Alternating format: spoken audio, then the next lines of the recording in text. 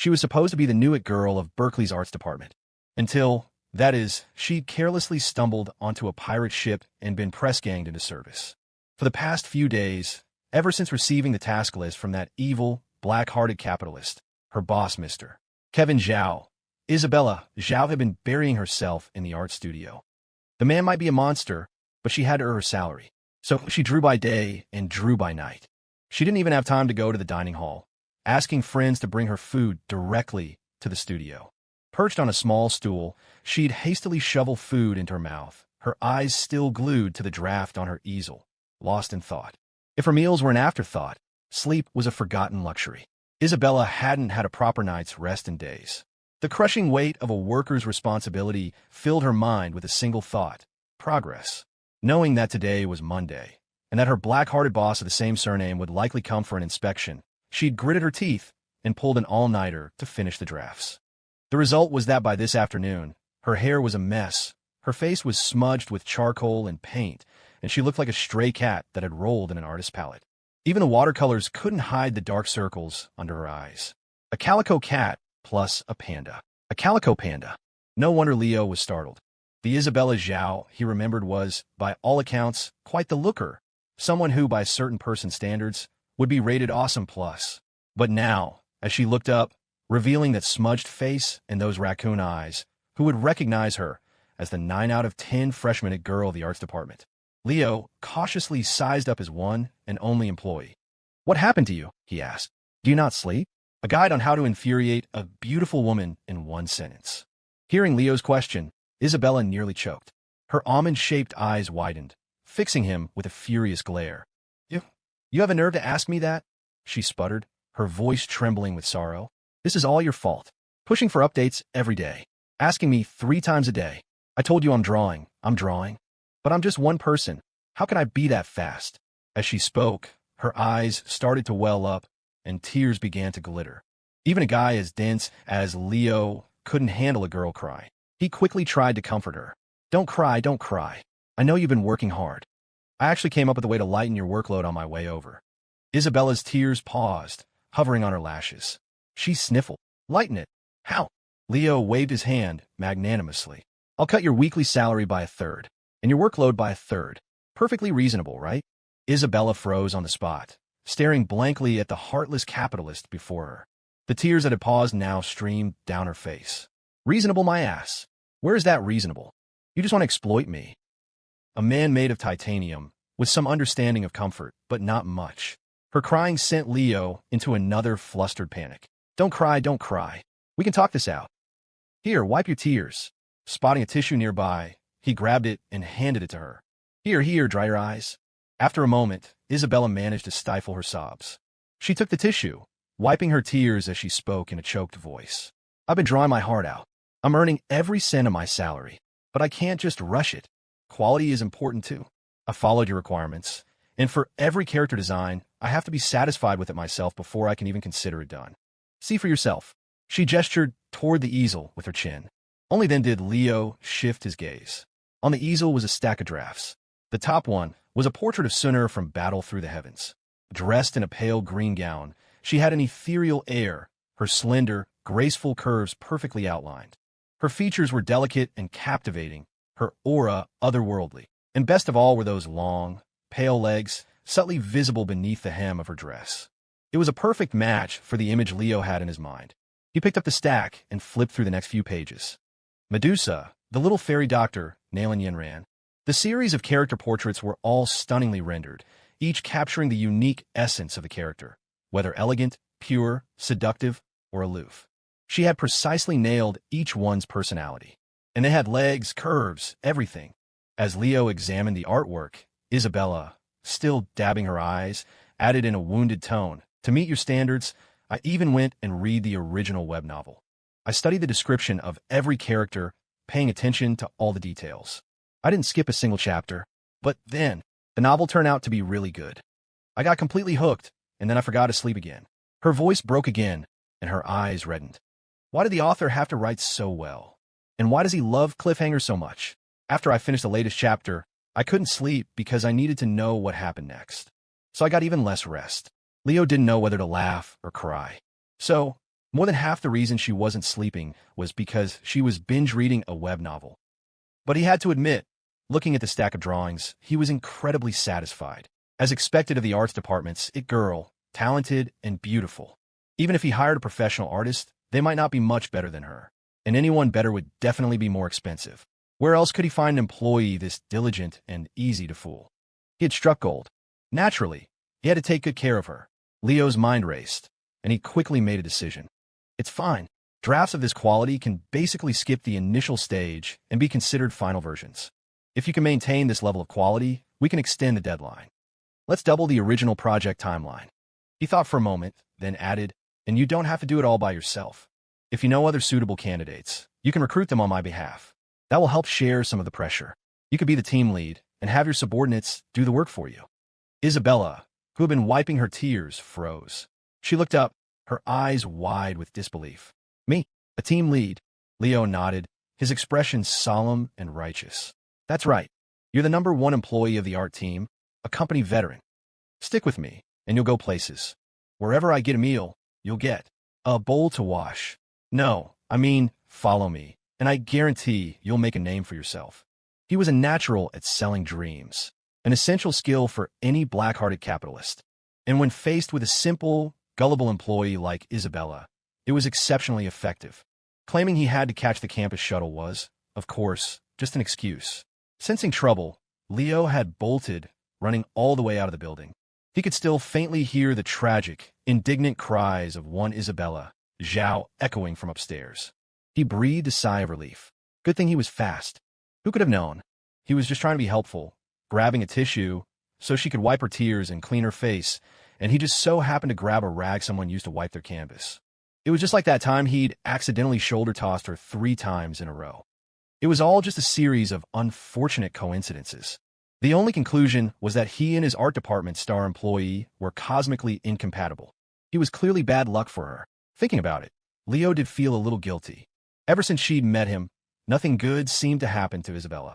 She finally gets a job, works herself to the bone, and nearly collapses from exhaustion. He really did feel bad. Besides, she was the arts department's it girl with a legion of admirers. If they found out he'd bullied and exploited their goddess like this, wouldn't they form a mob and come after him? On that note, it seemed he owed his best friend, Kevin Zhao, an even bigger apology. He took out his phone and sent a text to Kevin, who was miles away in Portland. Full of remorse, he offered a friendly warning. Next time you come to Berkeley, you should probably keep a low profile. Kevin quickly replied, Don't worry, Leo, I get it. Keep my identity a secret, right? I'm not like those freshmen from Northwood High. Next time I'm at Berkeley, I definitely won't tell anyone I'm from Northwood. He sounded so confident, like a seasoned veteran. Leo nodded, then sent another text. You should probably also avoid telling people your name is Kevin Zhao. The text left Kevin stunned for a full 30 seconds. Finally, a reply came back. A string of question marks, followed immediately by a frantic phone call. The moment Leo answered, his best friend's panicked voice shot through the receiver. Leo, what the hell did you do with my name? Leo tried to soothe him. Calm down. We're brothers. Would I ever do anything to sell you out? Kevin paused. Then his voice grew even more terrified. Holy shit. Why does that make me even more nervous? Seriously, how much trouble did you get me into? Leo thought for a moment. It's not that big of a deal. He mentally estimated the number of Isabella's suitors and asked, By the way, how many guys can you take in a fight? Kevin was baffled. He swallowed hard. A 1. Maybe 2 if I really go for it. Bro, what are you talking about?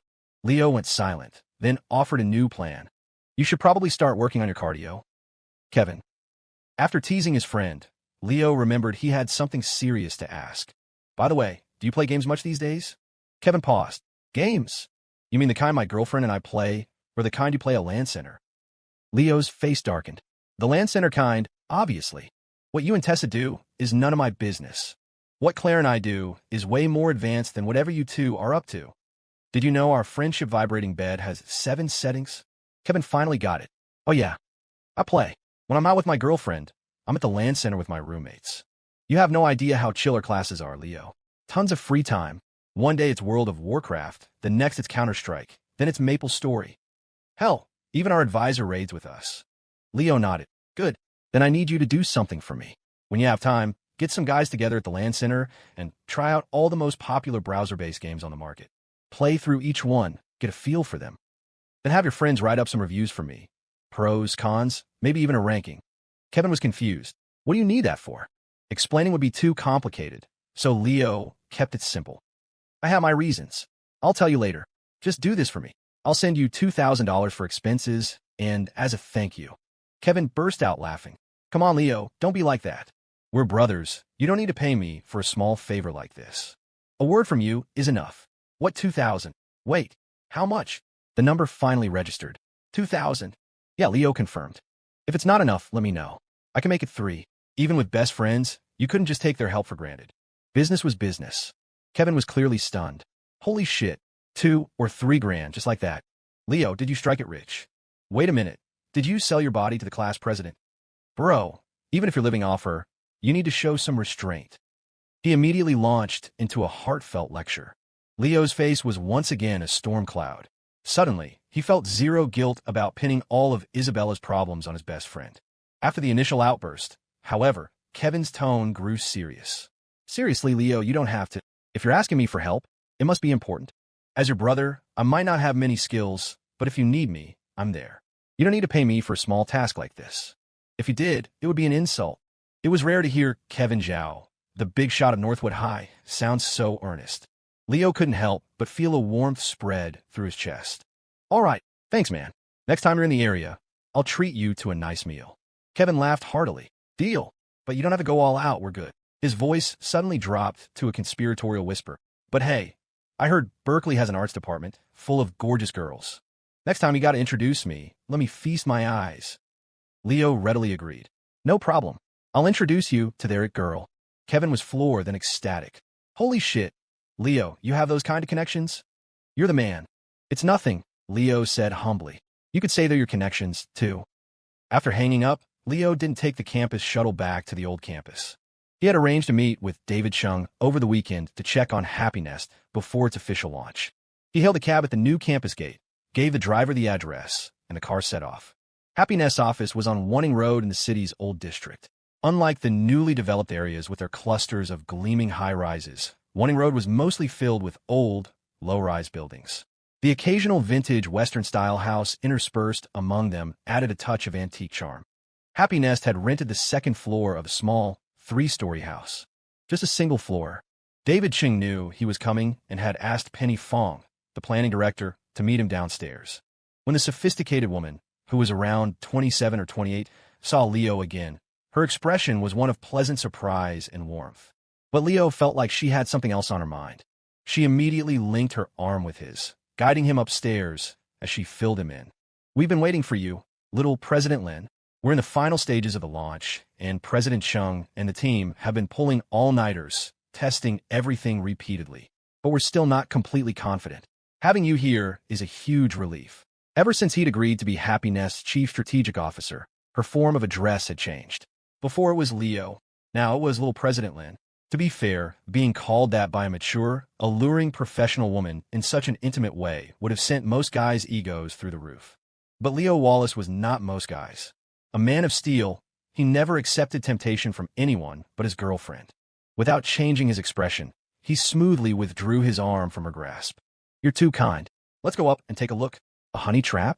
Sorry, but he was forged in the crucible of Claire Sterling's daily, thousand-faceted charms. A woman of your caliber, at best, is worth 2 Sarah Lynn's. Not even worth mentioning. Penny was taken aback by his action. A flash of surprise crossed her eyes, and she bit her lip gently before breaking into another radiant smile. All right, let's head up. Arriving at the second-floor office of Happy Nest, Leo took in the entire headquarters at a glance. The space was no more than 2,000 square feet, with one office for the boss and a small conference room. The rest of the main area was cluttered with a dozen or so workstations. That was the entire company. There were just over 10 people inside. Some were hunched over their computers, furiously typing.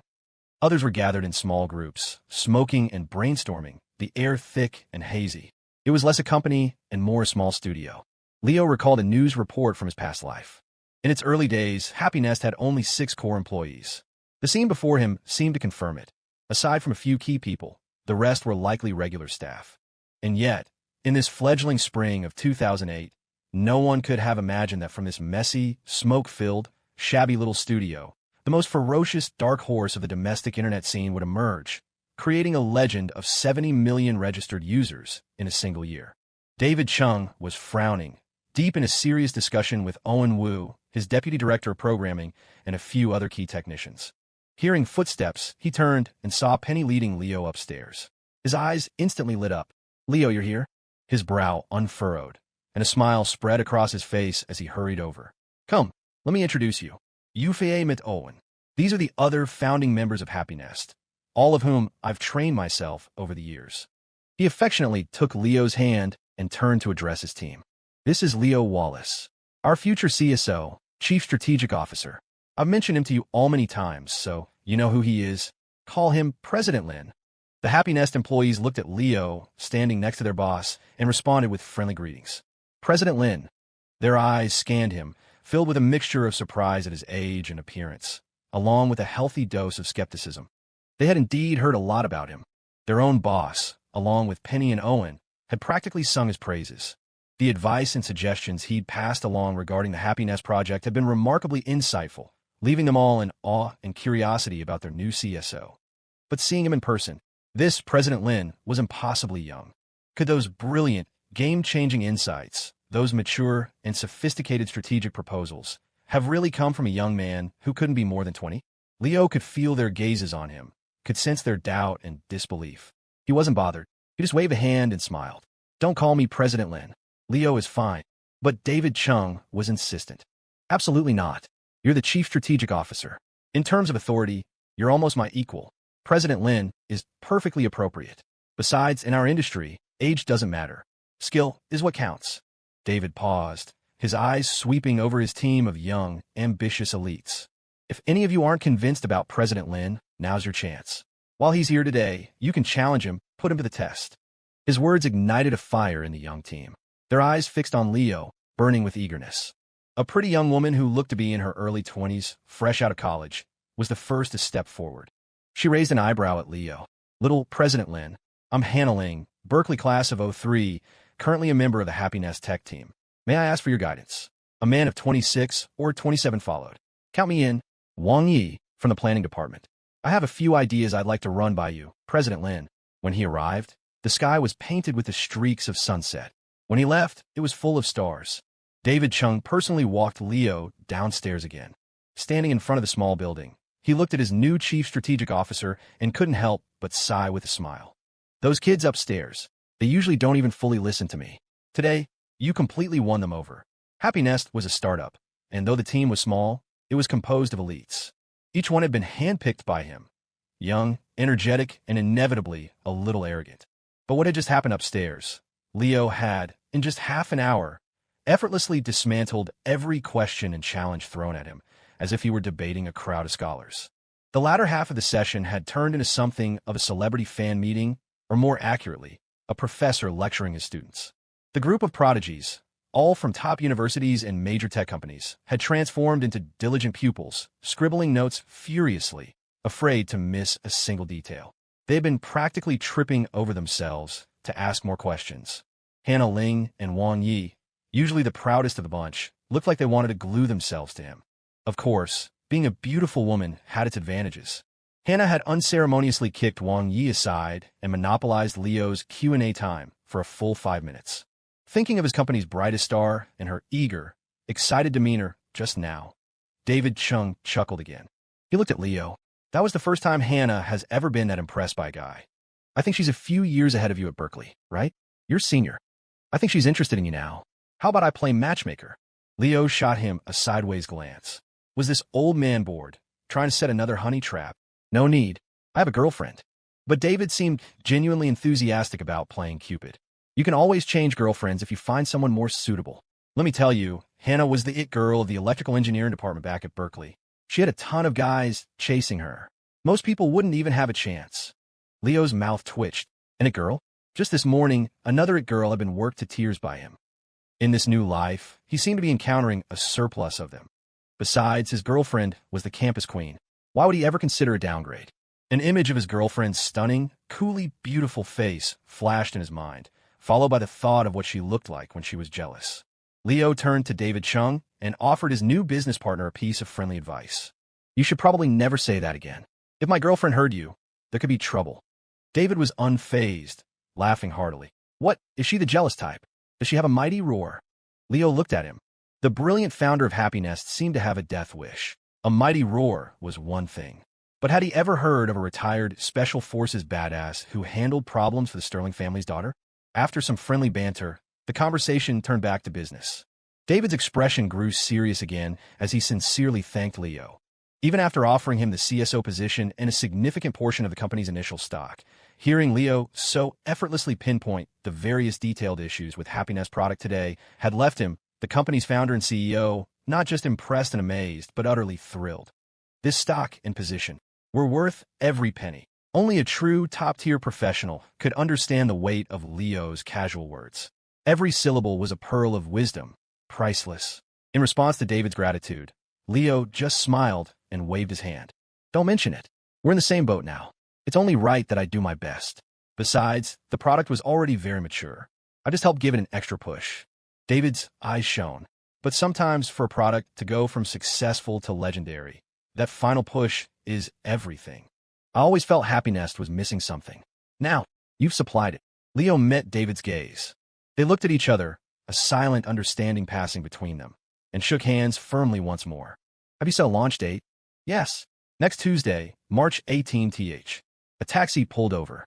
Before getting in, Leo gave David a casual wave. Next Tuesday, March 18th, he said coolly. I'll be waiting to witness a legend. His voice drifted into the night air. The spring evening breeze was warm and gentle, but his words seemed to infuse it with a bold, exhilarating confidence. He took the cab back to Berkeley's old campus. By the time he reached the east gate, it was almost 10 o'clock. He paid the driver, got out, and walked onto campus, pulling out his phone to text his girlfriend. As he looked up, his peripheral vision caught a familiar figure on a bench along the tree-lined path. He froze. A girl was sitting there, her silhouette long and slender under the soft, yellow glow of a street lamp, which illuminated her familiar, stunning profile. He didn't know how long she had been waiting. She seemed to be fighting off sleep, her head propped up on her hand, nodding down bit by bit. It was a heart-wrenching sight. Leo walked over quickly. Hearing his footsteps, the girl looked up, her expression instinctively cool and guarded. But the moment she recognized him, the guard vanished, her brow relaxed, and a smile bloomed on her face. You're back. Leo nodded. Yeah. Looking at his girlfriend, who had been waiting for who knows how long, a storm of complex emotions churned within him, leaving him at a loss for words. Claire seemed to guess what he was thinking. She smiled and gently took his hand. I didn't wait long. You said you'd be back late, so I figured you'd be here around now. I timed it perfectly. Her tone was casual, but the coldness of her hand in his betrayed the truth. The emotions inside him swelled. It was warmth, but it made his throat tighten. Leo took a shallow breath, trying to calm himself. Don't wait like this again. Claire stood up, her tall, slender figure allowing her to meet his gaze by just slightly tilting her chin. No, I will. Leo felt a playful annoyance. Not gonna listen. A flirtatious light danced in Claire's eyes, and the corners of her mouth lifted. Nope. What are you going to do about it? The next moment, he growled. Then I'll have to punish you.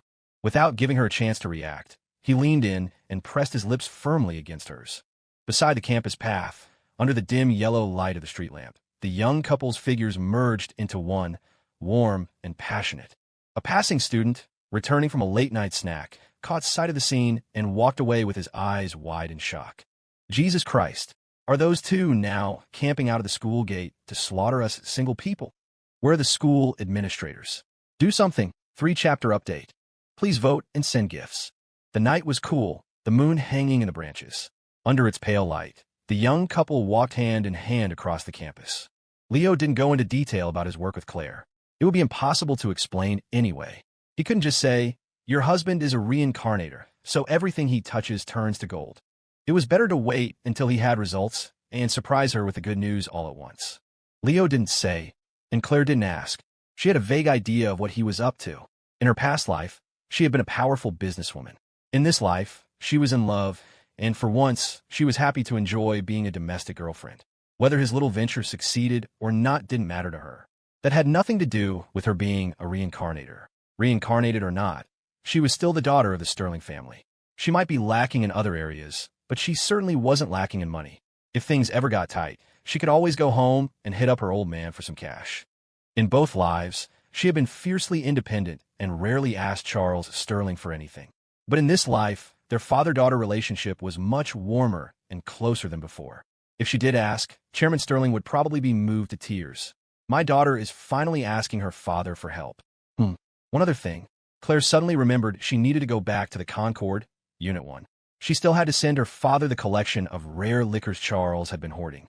The young couple walked on under the moonlight, shoulder to shoulder. Even without much conversation, a silent understanding flowed between them.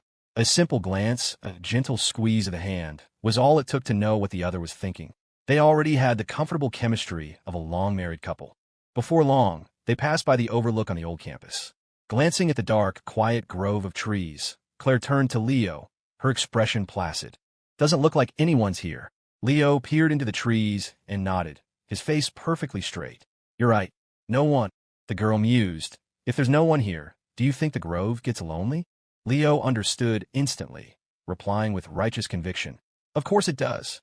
Well, since the matter had been raised, it was only reasonable for the young couple to venture inside to help the grove with its loneliness, perhaps by discussing life and dreams in the dark.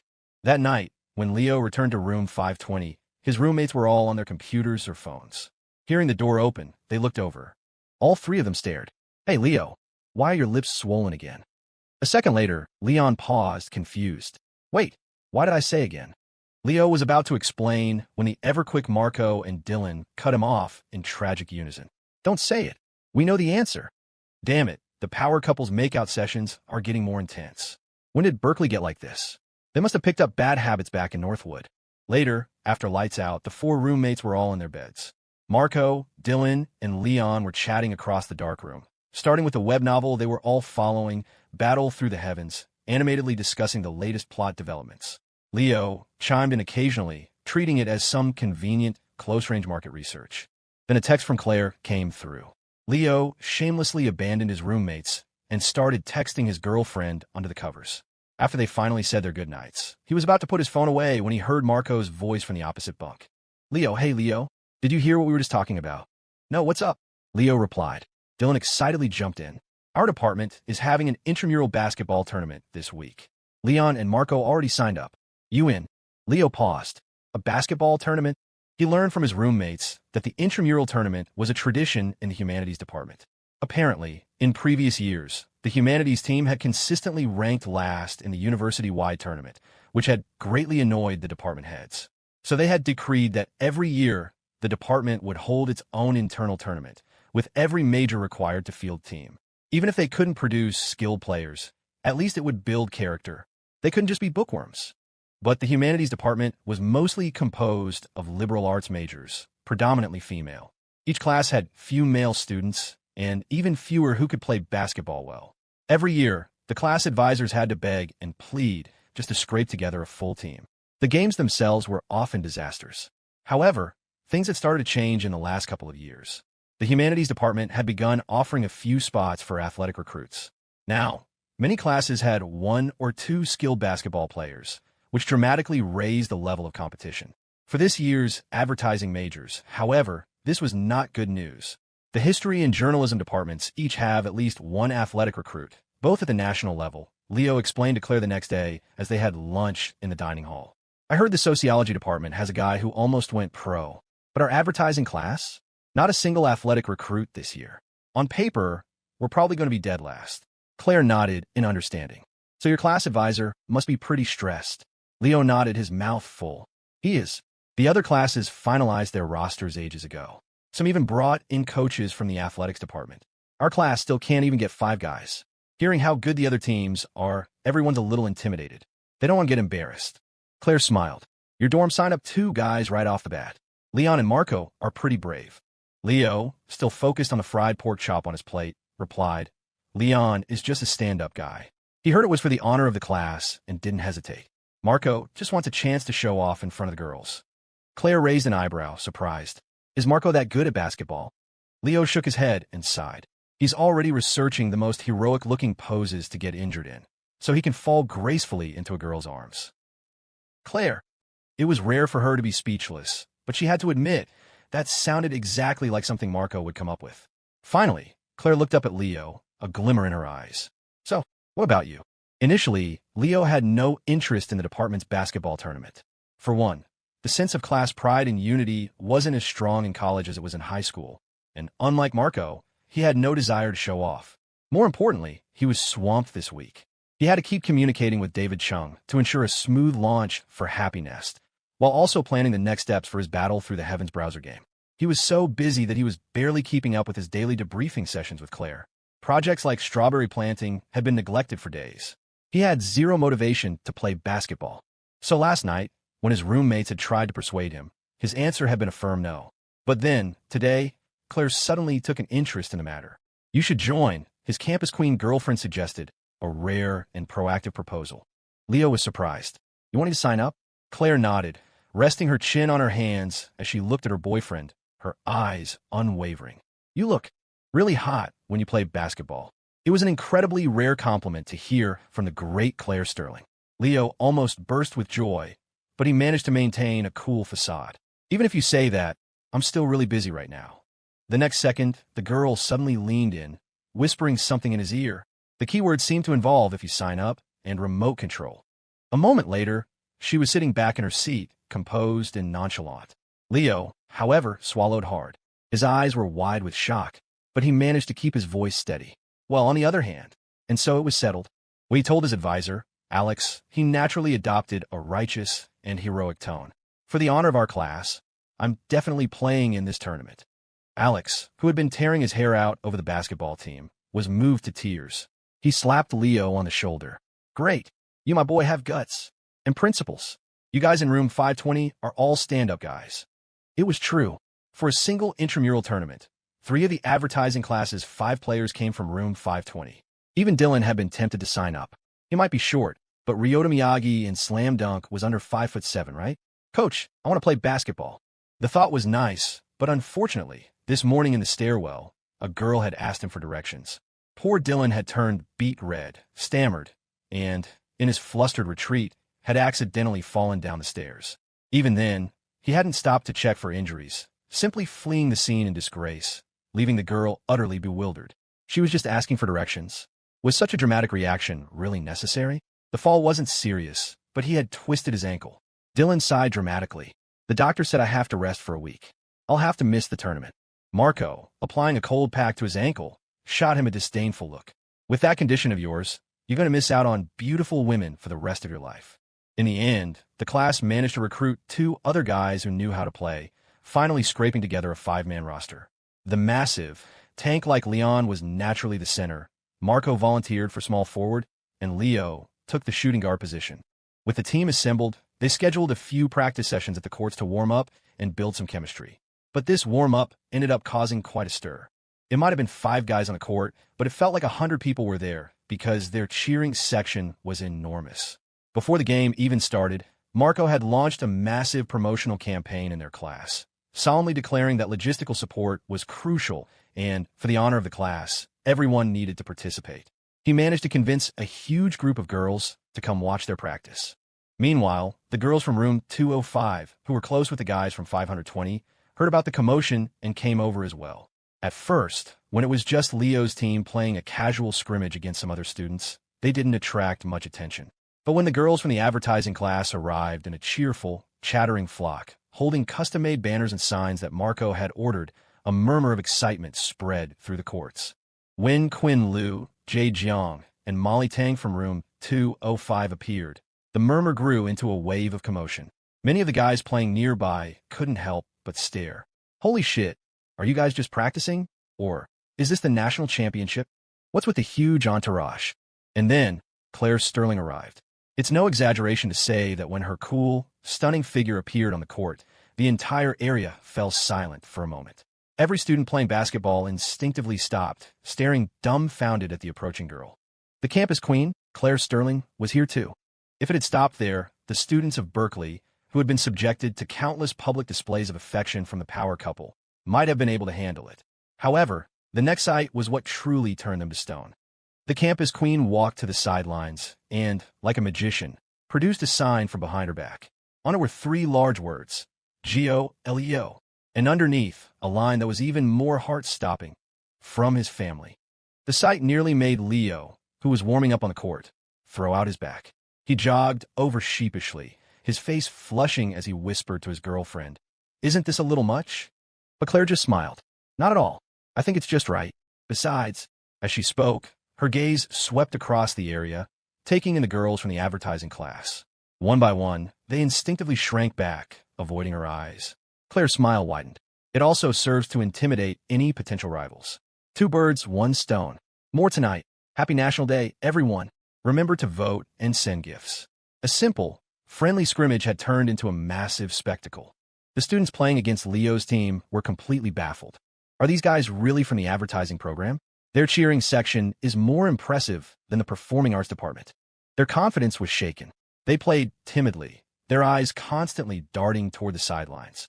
The sight of Claire's sterling sign, in particular, made their hearts, and then their hands, tremble. One player, distracted, had the ball stolen by Marco just as he crossed half-court. Marco quickly launched a counterattack. The advertising students on the sideline erupted in cheers. The girls from room 205 were amazed, and Quinn Lou shouted excitedly, "You're the man, Marco." Her voice was clear and melodious. On the court, Marco was ecstatic. Oh, it was nothing, he got distracted. The ball was immediately stolen back by a defender who had rushed back. Another counterattack. Marco stared dumbfounded. What the? A collective gasp went through the advertising students. The girls from room 205 covered their faces and turned away, pretending not to know him. It was too embarrassing.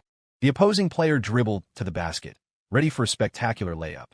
But then a massive, gorilla-like figure leaped into the air, casting a huge shadow over him. Slap! A hand swatted the ball away. A perfect block from Leon. Another wave of shocked cheers erupted from the sidelines. Molly Tang was so excited she was practically bouncing. "Beautiful," she yelled, looking around proudly. "Did you see that? That's my boyfriend." The block had completely shut down their offense. The ball bounced on the court, but stayed inbounds, ricocheting away. It landed squarely in Leo's hands. "Leo!" yelled Marco, who had already turned and was sprinting toward the other end of the court. Without a moment's hesitation, Leo whipped the ball across the court in a lightning-fast pass. It was a perfect delivery. The ball flew across half the court and was caught by Marco. He was now near the three-point line.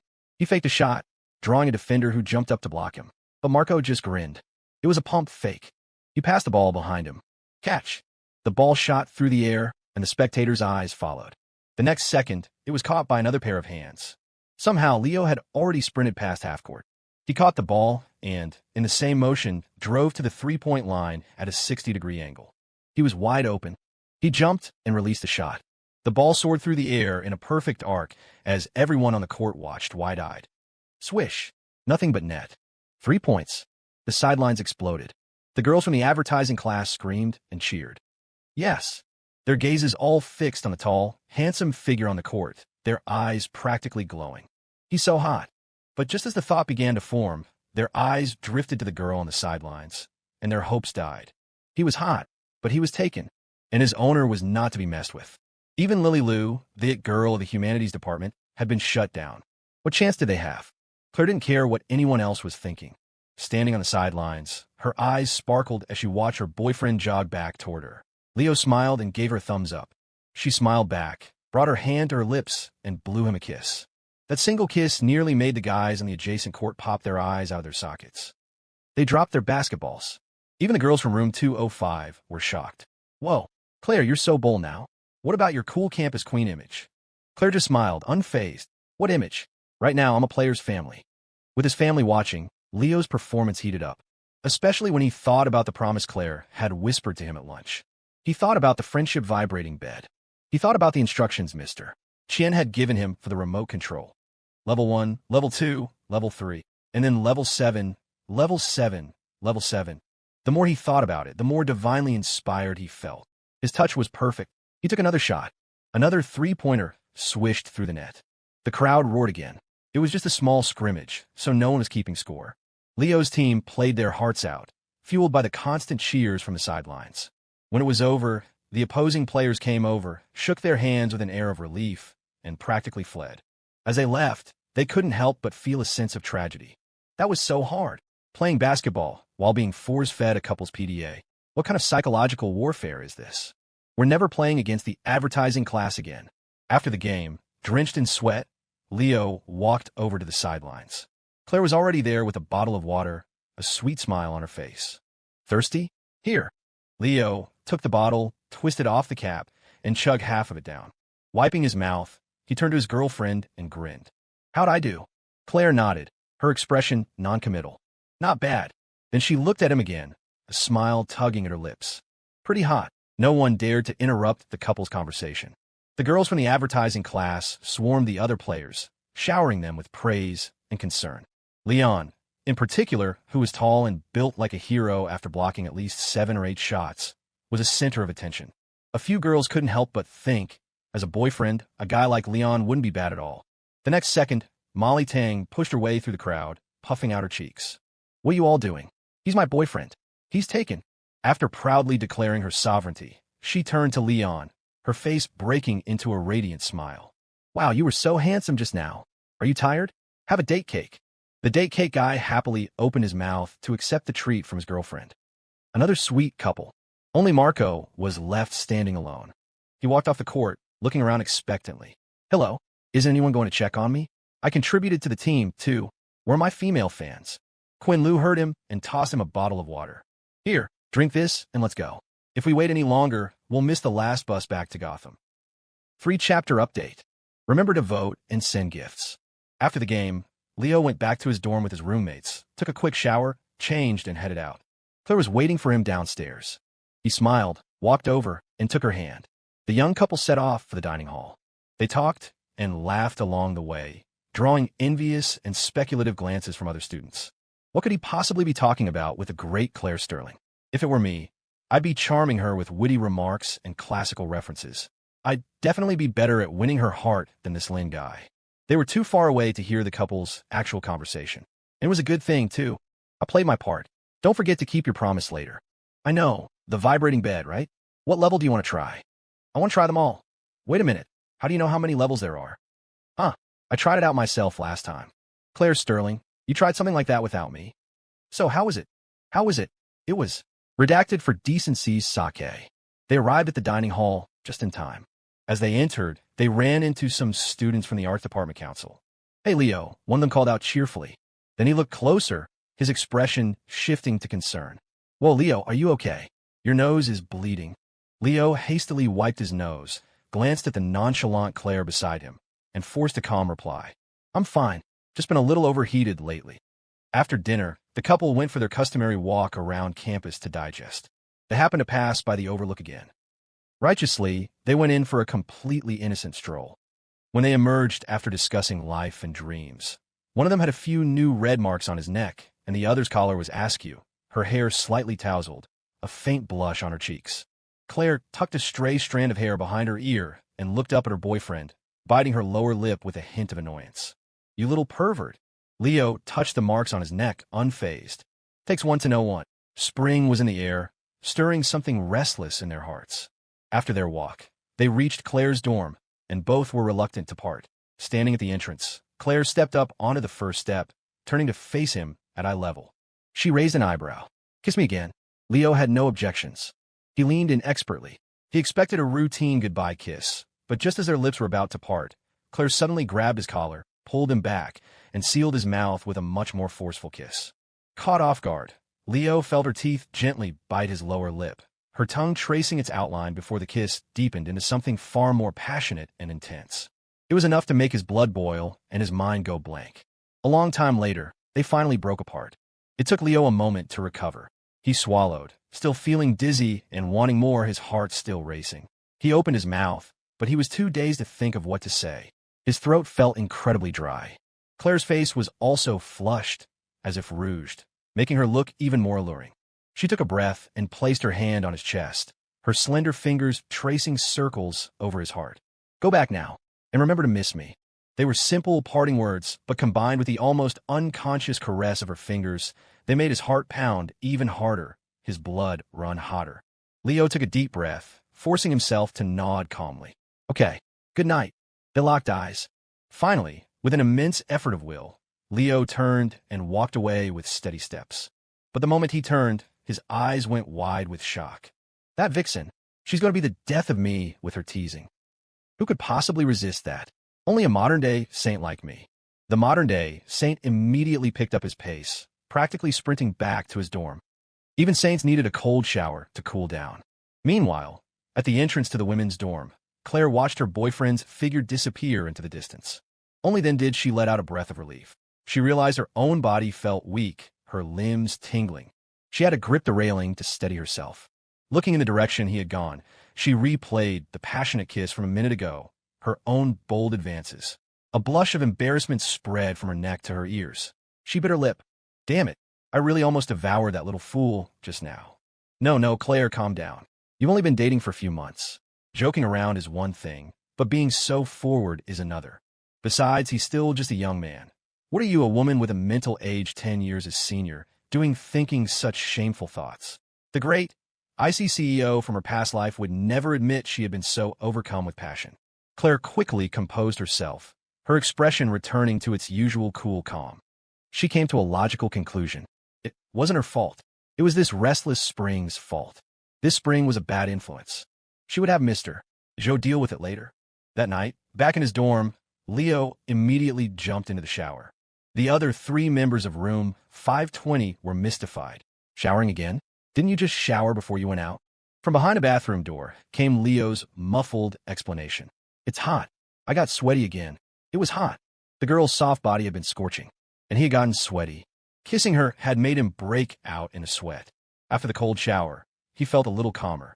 He sat down at his desk, opened his laptop, and prepared to work for a bit, hoping to suppress his distracting thoughts. He opened the design document for the Battle Through the Heavens game, and, fighting to control his wandering mind, began to type. As he wrote, his thoughts inevitably drifted back to the scene at the women's dorm. His mind began to wander again, and the style of the text he was typing started to change. Just as he finished, Potato, the author, sent him a message on AAM, asking for updates on the game's design. Leo casually sent him what he had just written. Potato was silent for 3 minutes. Then, a cautious message appeared. Brother Lin, will this get past the censors? Even I wouldn't dare write my novel this graphically. By Wednesday morning, Leo had managed to push aside the previous night's lingering thoughts and regain his composure. During a break between classes, he revised the game design document for Battle Through the Heavens on his laptop. He sent the new version to Potato, who had been thoroughly scandalized the night before. Upon seeing the revised plan, Potato breathed a sigh of relief. He had genuinely thought his friend had been possessed by some malevolent spirit. The stuff he'd written, it would definitely attract a lot of players, wouldn't it? Ahem, no. It would be shut down by the FCC before it even got off the ground. Leo guessed what Potato was thinking and explained calmly. I was just joking around last night. This is the real version. Potato readily accepted the explanation. I thought so. But seriously, your writing yesterday had some real flair. If you ever quit game development, you could become a master of a certain genre of rural romance novels. Leo chuckled and typed back, I'll pass. Writing thousands of words every day without missing an update. Not everyone can handle that. He then steered the conversation back to business. By the way, I want to add some new elements to the design doc to diversify the upgrade systems in the game. See if they fit. For a browser game, the core element was its various upgrade systems. From items to cultivation realms, from weapons to special artifacts, the more things to upgrade, the more players had to look forward to. To put it bluntly, it meant more opportunities for big spenders to spend money. But Leo wasn't just adding things randomly.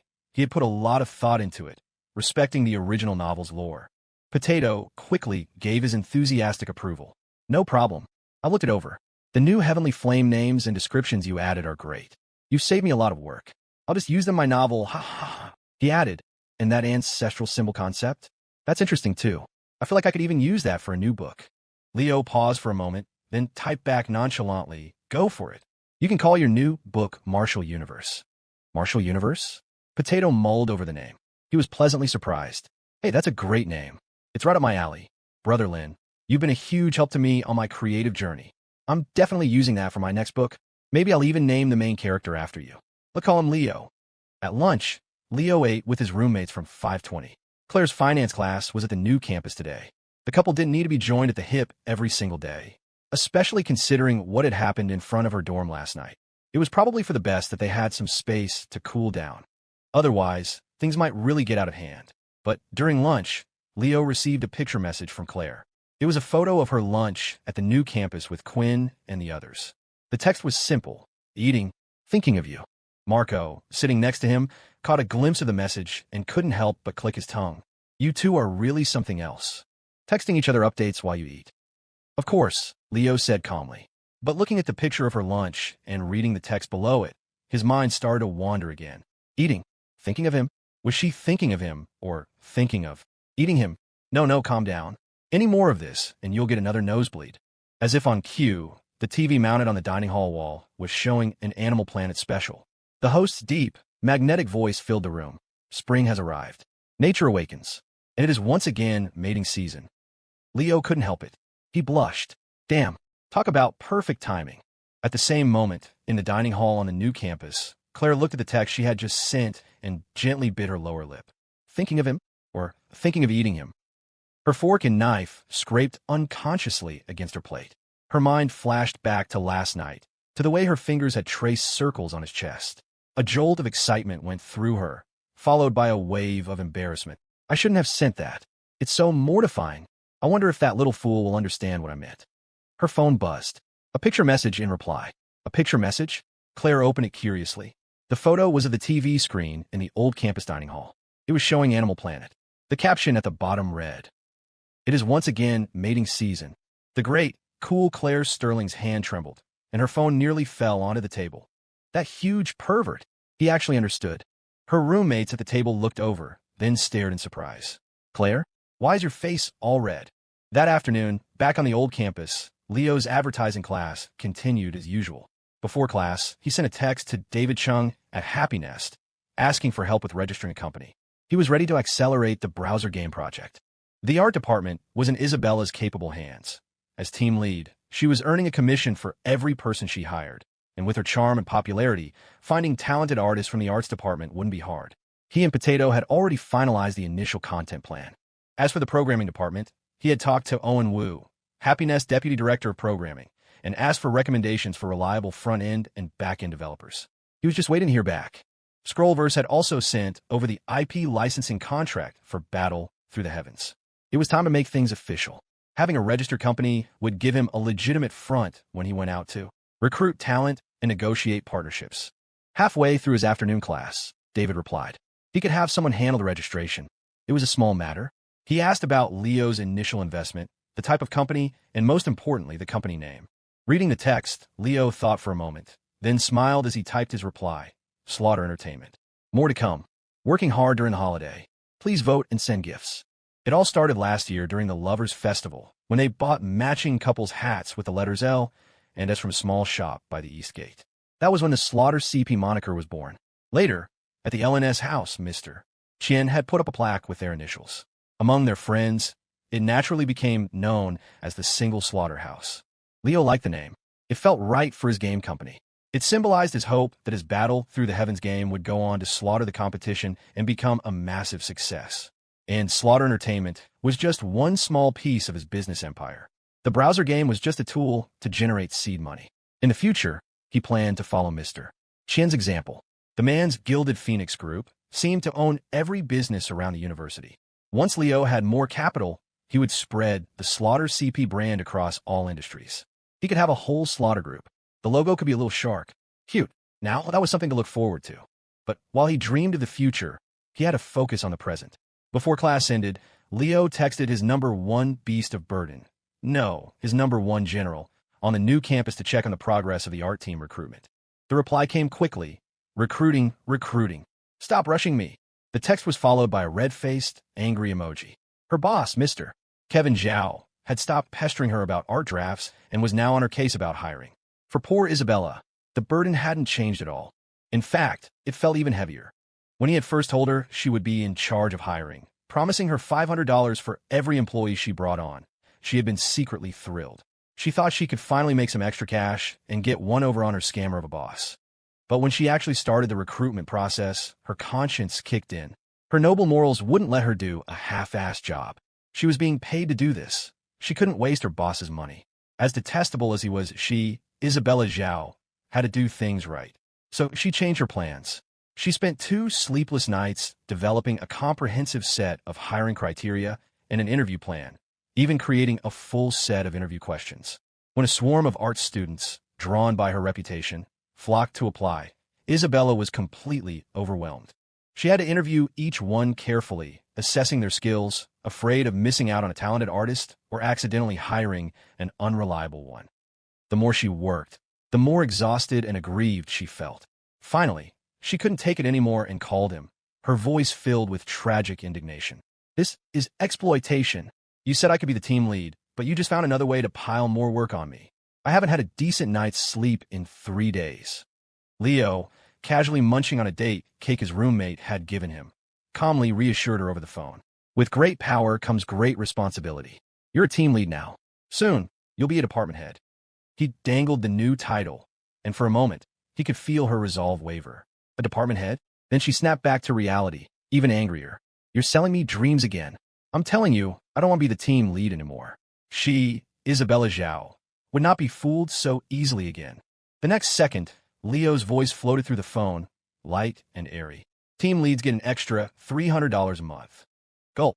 A distinct swallowing sound, followed by Isabella's voice, trying its best to sound nonchalant. "It's not about the money. I just believe in seeing things through to the end. One shouldn't give up so easily."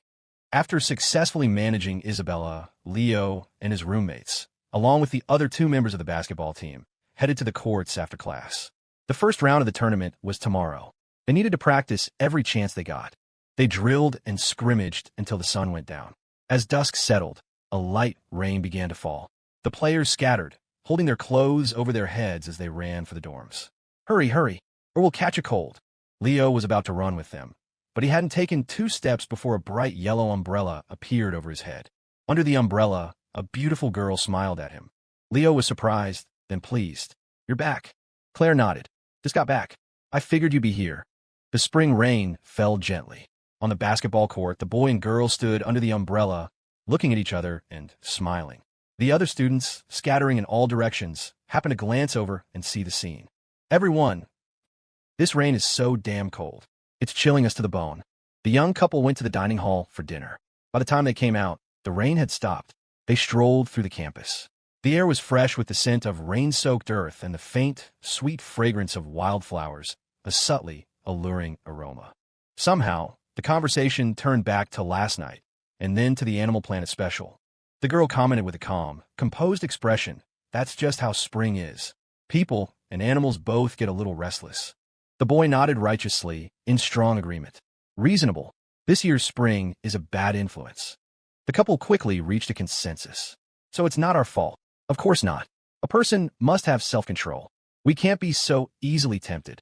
A relationship should be about mutual growth, not like other people who only think about messy things." "Reasonable. Yesterday was just a coincidence. It won't happen again." "Absolutely." As they talked, they found themselves once again at the overlook. They paused, looked at each other, then glanced around to make sure no one was there. Then, with a swift, silent movement, the couple disappeared into the dense foliage. Moonlight filtered through the clouds, illuminating 2 intertwined figures. Passionate kisses were accompanied by a soft rustling. The girl's voice, thick with emotion but struggling for control, murmured, "Don't. You're still young. Some things should be gradual. Slowly." Then the boy's voice, deep and hoarse, also fighting for control. "Okay, but at least a little taste. That's reasonable, right?" The shadows danced. The woods were quiet and still. Suddenly, there was a sharp tearing sound. Riot. At the same moment, that night at the LNS house. In the living room, Mr. Chen, who had come by for his daily routine of feeding Reasonable, was comfortably seated on the sofa, engrossed in a baseball game on TV. The game was intense, the commentator's voice filled with passion. The parrot was perched on his good friend's shoulder, watching with equal intensity. At a particularly exciting moment, Reasonable flapped its wings and screeched, "Third base! Third base! Third base!" 3-chapter update. Righteously asking for votes and gifts. Thursday. The morning air in Donghai was fresh, washed clean by the spring rain. Bright sunlight spilled across the entire city as if all of creation was reawakening. Standing before the floor-to-ceiling window in the president's office on the 37th floor of the Junshin Group headquarters, one could see the entire morning scenery of Donghai's revival. Retracting his gaze from the distance, Su Changyan sighed in admiration. The spring in Donghai. is truly a wonderful season, Zhou Jun, standing to the side, respectfully chimed in, offering a teacup. President Su, your tea. Su Changyin took the cup with a smile and a word of thanks. He took a sip, a look of intoxication on his face. Good tea, a perfect match for a good view. Excellent. Chairman Su's mood had been quite good lately. The reason was simple. For the past few days, his precious daughter had, for once in a blue moon, sent him a few extra text messages. Each message was at least 10 characters long, reaching a length of 2 lines. One of the messages was another inquiry confirming the stock of wine at home. It directly and bluntly warned comrade Su Changyin to drink sparingly, and that it would be even better if he could just quit drinking altogether.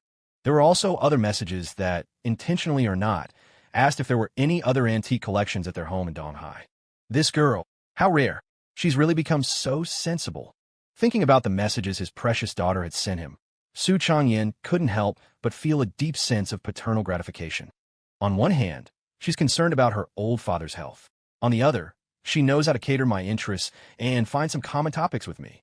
In the past, if I tried to talk to her about antiques, she couldn't be bothered to listen to half a sentence. Beside him, the retired Special Forces King's eyes were calm and steady as he spoke with a composed voice. You are right. Su Changyin's interest was piqued. It's rare for this girl to be interested in antiques too. Little Zhou, go and organize all the collections at home and put them on display. Next time Qingyin comes back, it'll be convenient for me, her father, to give her a proper introduction. Zhou Jun, his expression unchanging, nodded again in assent. As he lowered his head, his pupils twitched slightly as a sign of respect. There's no need to organize them. We should probably just prepare a few burlap sacks for the young miss to pack them away. That should be enough. Having given his instructions, Chairman Su took his teacup and sat back down at his desk. He took another sip of tea, the fragrant aroma lingering. His mood remained excellent. Just as he was thinking about his precious daughter, another matter came to mind. He looked up at his trusted confidant. Right, has that boy Wei Xiao contacted Qingyin recently? Zhou Jun shook his head honestly. President Su, as far as I know, he has not. Su Changyin frowned slightly, a hint of dissatisfaction on his face. This kid, the girl's father, have already made my stance clear. What is he being so shy and bashful for? They're childhood friends who grew up together. What's more normal than meeting up to catch up and reconnect? What? Is he afraid Qingyin will eat him or something? Little Zhou, you tell me, now that Qingyin has grown up to be so sensible, could she still bully him? The retired Special Forces King nodded steadily. The young miss is indeed not that kind of person. The word bully, it truly underestimates his own young master. Receiving affirmation from his trusted confidant, Chairman Su's mood improved slightly. But when he thought about his precious daughter's love life, Su Changyin couldn't help but sigh. This girl, she's worry-free in all other aspects. It's just her love life that worries me. She's as naive as a blank sheet of paper. What if some random punk, whose character I don't even know, comes along and spirits her away? How can I let that happen? It's not that I want to play the feudal lord and force a match, but honestly, that Wei Xiao kid is truly outstanding among his peers. Young, with excellent bearing, talent, and looks. He studied abroad in England for a few years, and I heard his academic results were excellent. He came back for further studies and is apparently continuing in computer science. Pausing, Su Changyin sighed with emotion. That's a good major. The internet has been developing in China these past few years. Although our Junsheng group is in manufacturing, we should also properly research this internet sector. Otherwise, we'll really be left behind by the tides of time. Faced with this lament from the chairman of Junsheng, Zhou Jun listened patiently and gave his honest opinion. President Su, what you're saying is profound. I don't understand these grand principles. Su Changyin waved his hand. Forget you, even an old fossil like me can barely keep up with the young people's pace. At the Donghai Entrepreneurs Association meeting a while back, I heard some people mention that the hottest thing online these 2 years is something called a social media platform. Oh, right. Sina's CEO, Old Chow, even mentioned that one of his capable subordinates went off to start his own company, very ambitious, aiming to compete with Renren Network. As he spoke, Su Changyin couldn't help but shake his head and laugh self-deprecatingly. But what Renren Network is, this old bag of bones has never even heard of it. I could barely get a word in during the conversation. It was rare to see his boss lamenting his age like this. Zhou Jun couldn't help but feel a complex mix of emotions. President Su, you're not old. You are still in your prime. Su Changyin laughed. All right, you've learned how to flatter. Don't worry, Su Changyin, may be old in body but not in spirit. If the Times want to eliminate an old fellow like me, they'll have to put in some effort. The last sentence inadvertently revealed the confidence and dominance of the chairman of Junsheng once again, infecting Zhou Zhan, whose heart stirred with emotion. Yes, wherever you point, your subordinate will follow and fight. Su Changyin nodded in satisfaction and laughed heartily. Go downstairs and buy me some of the latest newspapers and magazines. Find some related to the internet. I'll do some research too. Zhou Zhan stood at attention, his face stern. Yes. He turned to leave, but was stopped when Chairman Su remembered something. Right. Also, help me see if you can find any newspapers from Yunnan. I haven't seen a single one lately. The retired Special Forces King's steps stiffened for a moment. He tried his best to keep his voice steady and calm. Yes. He pushed open the door and walked out of the president's office. The moment he closed the door behind him, the retired Special Forces King's eyes trembled violently. After finally calming himself down, Zhou Zhan let out a long breath. Thinking of the trust his boss had in him inside the office, he couldn't help but feel a wave of guilt and complex emotions. He had no idea when this life as a double agent would ever end. But on second thought, Zhou Zhan felt this was actually for his boss's own good. After all, if he knew the whole truth, how could his heart possibly take it? Besides, the relationship between a certain someone and the young miss was still just holding hands and kissing. It hadn't reached a more serious stage. These two young people, in this aspect, they were still relatively reassuring and had self-control. Thinking of this, the retired Special Forces King showed a look of relief. Holding hands and kissing, he could still manage to muddle through with his creative writing skills, but that was already the limit of his literary talent. If the two of them were to take things a step further and do something more, then he, the intelligence recorder, wouldn't his world just come crashing down? Thursday noon. The friend from dorms 205 and 520 gathered for lunch at the Chongqing Chicken Pot restaurant in the university's Wisteria Garden. During the meal, they chatted about their plans for the weekend. The ZB Cup debate final was on Saturday, held at Donghai University of Finance and Economics, DUF.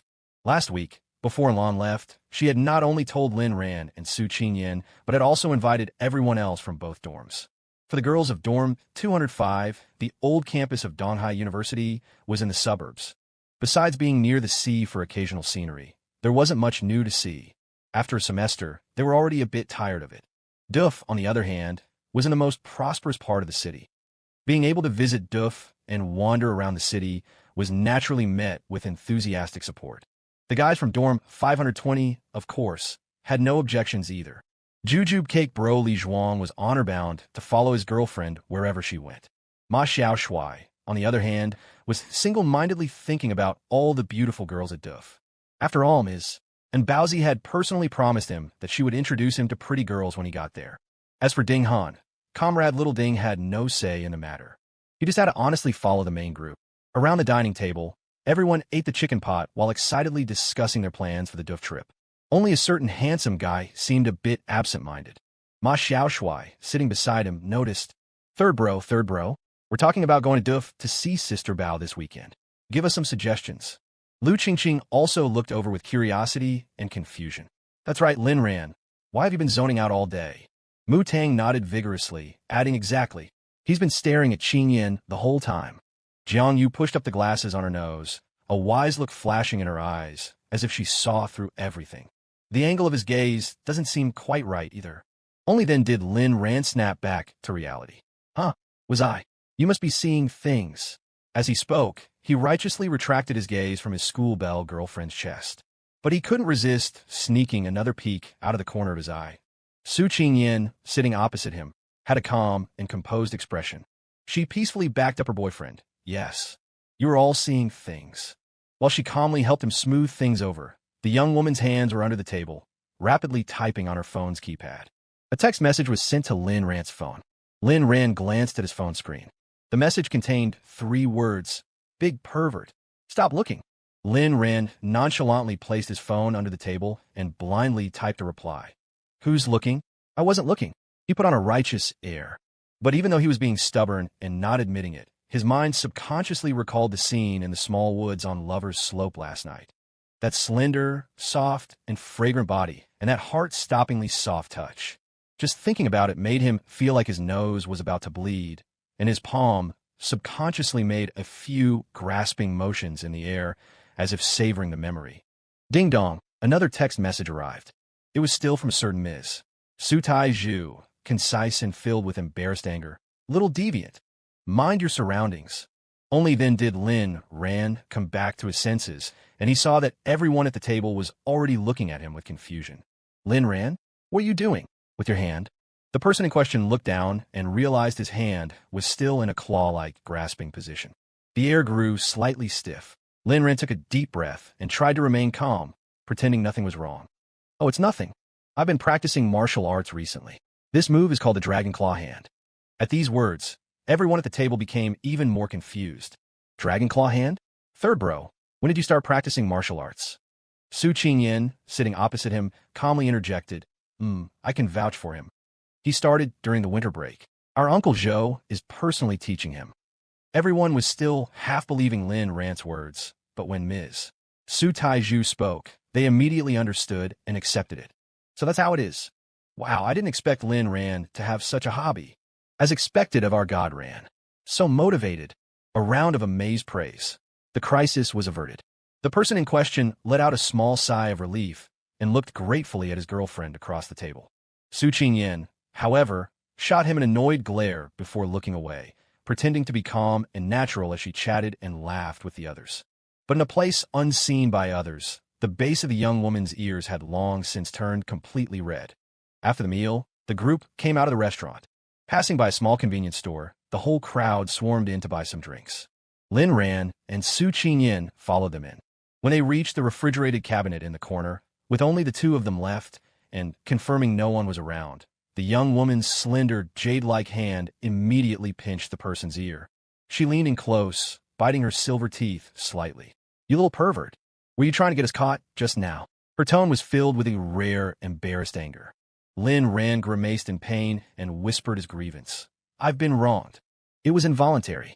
Who could help it after last night? Before he could finish, Su Qingyan hastily cut him off. You're still going on about that. The young woman sounded mortified. Don't do that again next time. Lin Ran's heart skipped a beat. There's a next time? This one sentence almost made Su Qingyan both angry and amused, but her hand had already released his earlobe. Looking at her little boyfriend in front of her, and thinking about the thrillingly bold and unrestrained scene in the woods last night, even the former ice-cold female president couldn't stop her face from flushing red and hot. She bit her lip, and her voice became softer. Do you really like it? Lin Ran was stunned for a moment, then nodded vigorously, his tone firm. I do. I more than like it. I absolutely love it. Su Qingyan pursed her lips at his answer, her voice even quieter. So, what did it feel like last night? What did it feel like? Lin Ran was stunned again. A pile of dangerous and sensitive words like snowy white, perfectly round, and perky flashed through his mind. All sorts of thoughts swirled in his head for a moment. The next second, the person spoke with a righteous and serious tone. Blissful. I felt blissful. A top-tier epiphany for a titanium alloy straight man on the matter of his lifelong happiness. And as it happened, this answer was exactly what a certain Ms. Su Taiju wanted to hear. The young woman's eyes immediately curved into satisfied crescents. She stood on her tiptoes, leaned forward, and gave her boyfriend a peck on the lips. Then she leaned close to his ear and, holding back her shyness, whispered something bold. After speaking, Su Qingyan herself couldn't stop her cheeks from flushing crimson, her face so red it felt like it was on fire. She quickly turned and ran away. Lin Ran, however, was struck as if by lightning, frozen on the spot. Ma Xiaoshui and Ding Han were walking over with the drinks they had bought. Seeing Lin Ran standing dazed in front of the refrigerated cabinet, they reached out to greet him. Third bro, what are you doing? Did you get your drink? Holy crap. Third bro, why is your nose bleeding again? The person snapped back to reality. He tried hard to take deep breaths to calm himself. While his pupils trembled violently, he forced himself to remain calm and wiped away the nosebleed. It's nothing. My training went awry. I have internal injuries. More tonight. Daily request for rush updates and gifts. Even with internal injuries, the game had to be played. In the evening, the first round of the School of Humanities intramural basketball tournament. Advertising Class 1 versus Philosophy Class 2. From Dorm 520, Lin Ran and two others led the charge, plus two classmates. Ding Han couldn't play but served as the coach. The only problem was the abundance of girls by the court. Coach Little Ding was forced to become a hand signal-based coach. He gestured wildly at his teammates from the sidelines. His hand speed was as fast as a Naruto character forming hand seals. Unsurprisingly, the majority of the girls were still there for advertising class 1. A sea of cheerleaders, a flock of orioles and swallows, formed a stark contrast to the deserted scene on the philosophy department side. Not only were there few girls in the philosophy department, but the boys themselves were on the verge of seeing through the mortal coil, solely focused on studying the mysteries of the universe. Who had the time to pay attention to such worldly affairs and be spectators? Anyway, before the game even started, the cheering from the advertising class's support group was already immense, nearly stunning their opponents. Holy crap! So many beauties! Especially with Su Qingyin present, standing generously by the court, holding that family support sign. Her mere presence naturally inflicted a -30% morale debuff and intimidation effect on the opponents. The person himself was also in godlike form. He made 6 out of 9 three-pointers throughout the game, including one from super long range, which directly set off a small climax. His own teammates were stunned. Ma Xiaoshui looked at Lin Ran as if he were a deity. Holy crap! Wasn't he supposed to have internal injuries? How is third bro even fiercer? What kind of technique is this? Dragon Claw hand. Is it that awesome? The game ended. The advertising class won easily with a score of 73-52. The girls in the support group cheered and screamed in excitement.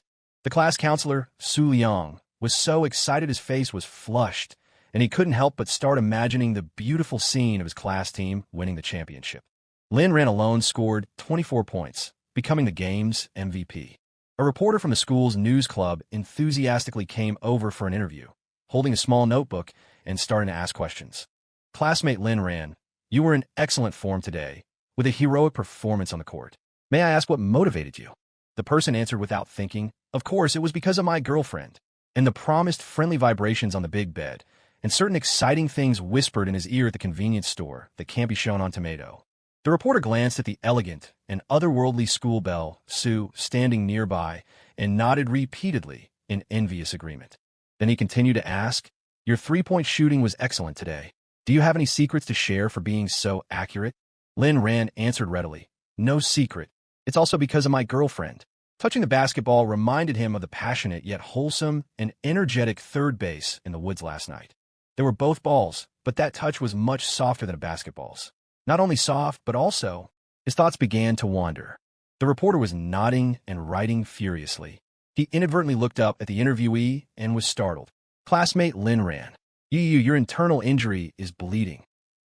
That evening, the advertising class had a small celebration dinner together. Su Qingyan, as a player's family member, also generously participated.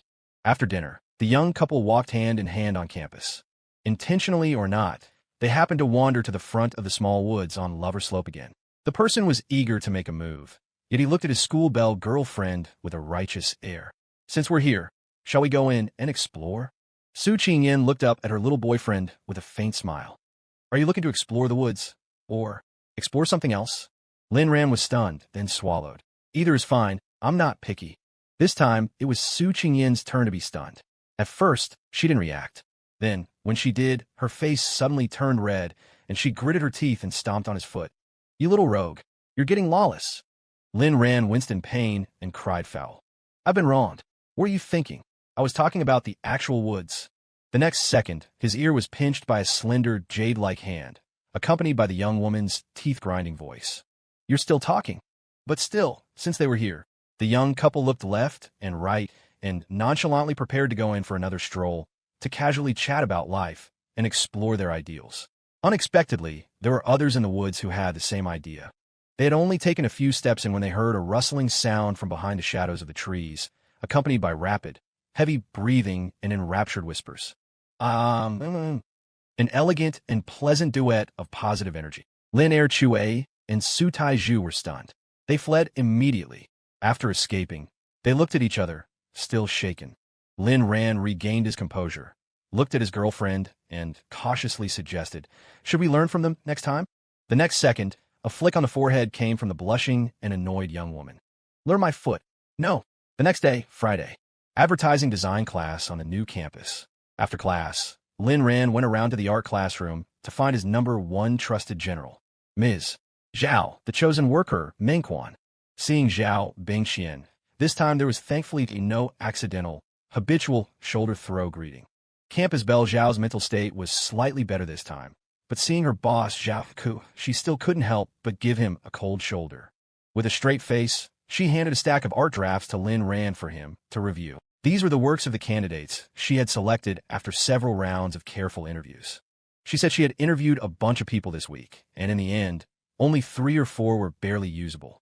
Lin Ran took the drafts and looked at them, finding that these interview works were indeed quite good, better than Zhao Bingqian's evaluation, at least meeting his basic requirements. He made a decision on the spot. If you think they're okay, hire them.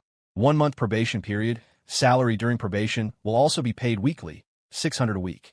If they pass your evaluation and become permanent, their salary will increase to $4,000. Zhao Bingqian was stunned. She subconsciously gestured in the air with her small hand, calculating, then her eyes widened. 4,000?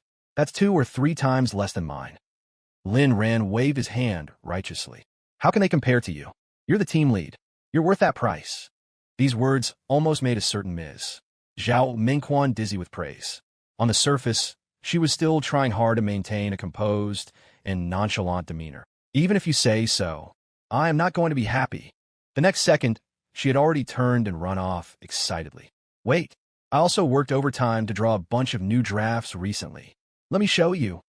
She bounced off to get her new drafts, ready to show off and ask for praise. Watching Miss Zhao Mengqian's departing figure, the person couldn't help but look on with admiration. What a great workhorse. No, what a great employee. A few words of praise are all it takes. A few more, and maybe he could even save on the recruitment bonus and the 300 yuan team lead subsidy. 3 chapters. Daily request for rush updates and gifts. A short while later, Ms. Zhao Mingquan returned excitedly with her art drafts. She presented them to Lin Ran like a treasure, eagerly awaiting his praise. But suddenly, she came to her senses. Realizing she was being too unreserved, she quickly pulled the drafts back a little, feigning a calm and indifferent look. Just take a look. I've been busy with recruitment these 2 days, so I spent less time on the drafts. If you're not satisfied with the quality, I can revise them anytime. Though she said this, she couldn't help but peek at the person's face out of the corner of her eye, carefully observing his expression. Lin Ran took the drafts and flipped through them. He looked up at Zhao Bingqian and gave her a direct thumbs up. Awesome. 2 concise words. He followed up with a look of admiration. Even the ones you drew in a hurry are a whole league better than the ones you hired. This skill, this efficiency, you're truly team lead material. Zhao Ke really chose the right person. These words made the already praise-expectant team lead Zhao dizzy again. In her heart, a chibi version of herself was beaming with joy, while on the surface, she tried hard to control the corners of her mouth from turning up too much. It's just average. If I were a bit more serious, I could draw even better. Lin Ran was shocked. Even better? Seeing his shocked expression, Zhao Bingqian's heart filled with an even greater sense of accomplishment and satisfaction. She puffed out her chest. Of course. Lin Ran looked at the campus bell with disbelief. The quality can be even higher? Zhao Bingqian was full of confidence. No problem. Lin Ran looked at her with reverence. Then surely the output and efficiency can be increased as well. Zhao Bingqian puffed out her chest proudly. Who says they can't? The person immediately nodded repeatedly. That's great. Let's stick to the current standard, make the drafts even more refined, and also increase your efficiency a bit. I hope to see the other costume designs for a few game characters finished by the time I come next week. He laid out the new round of tasks without batting an eye. In the end, the black-hearted capitalist didn't forget to give his #1 workhorse employee another thumbs up with a look of admiration. Team lead, you're awesome. You're the pillar of the company. Ms. Zhao Mingquan was so dazed by the praise. As she heard the last few sentences, she vaguely felt that something wasn't quite right, but she still nodded in a daze and agreed. Then, leave it to me. Then, the person took out his phone to check the time. It's getting late. That's all for today. I'm leaving now. You should also take care of yourself. Just finish the basic tasks. Don't work too hard. Zhao Bingqian was still pondering the new tasks. Hearing Lin Ran's concerned words, she subconsciously nodded. Oh, okay. Thanks. Goodbye. The person turned and left coolly without a change in expression.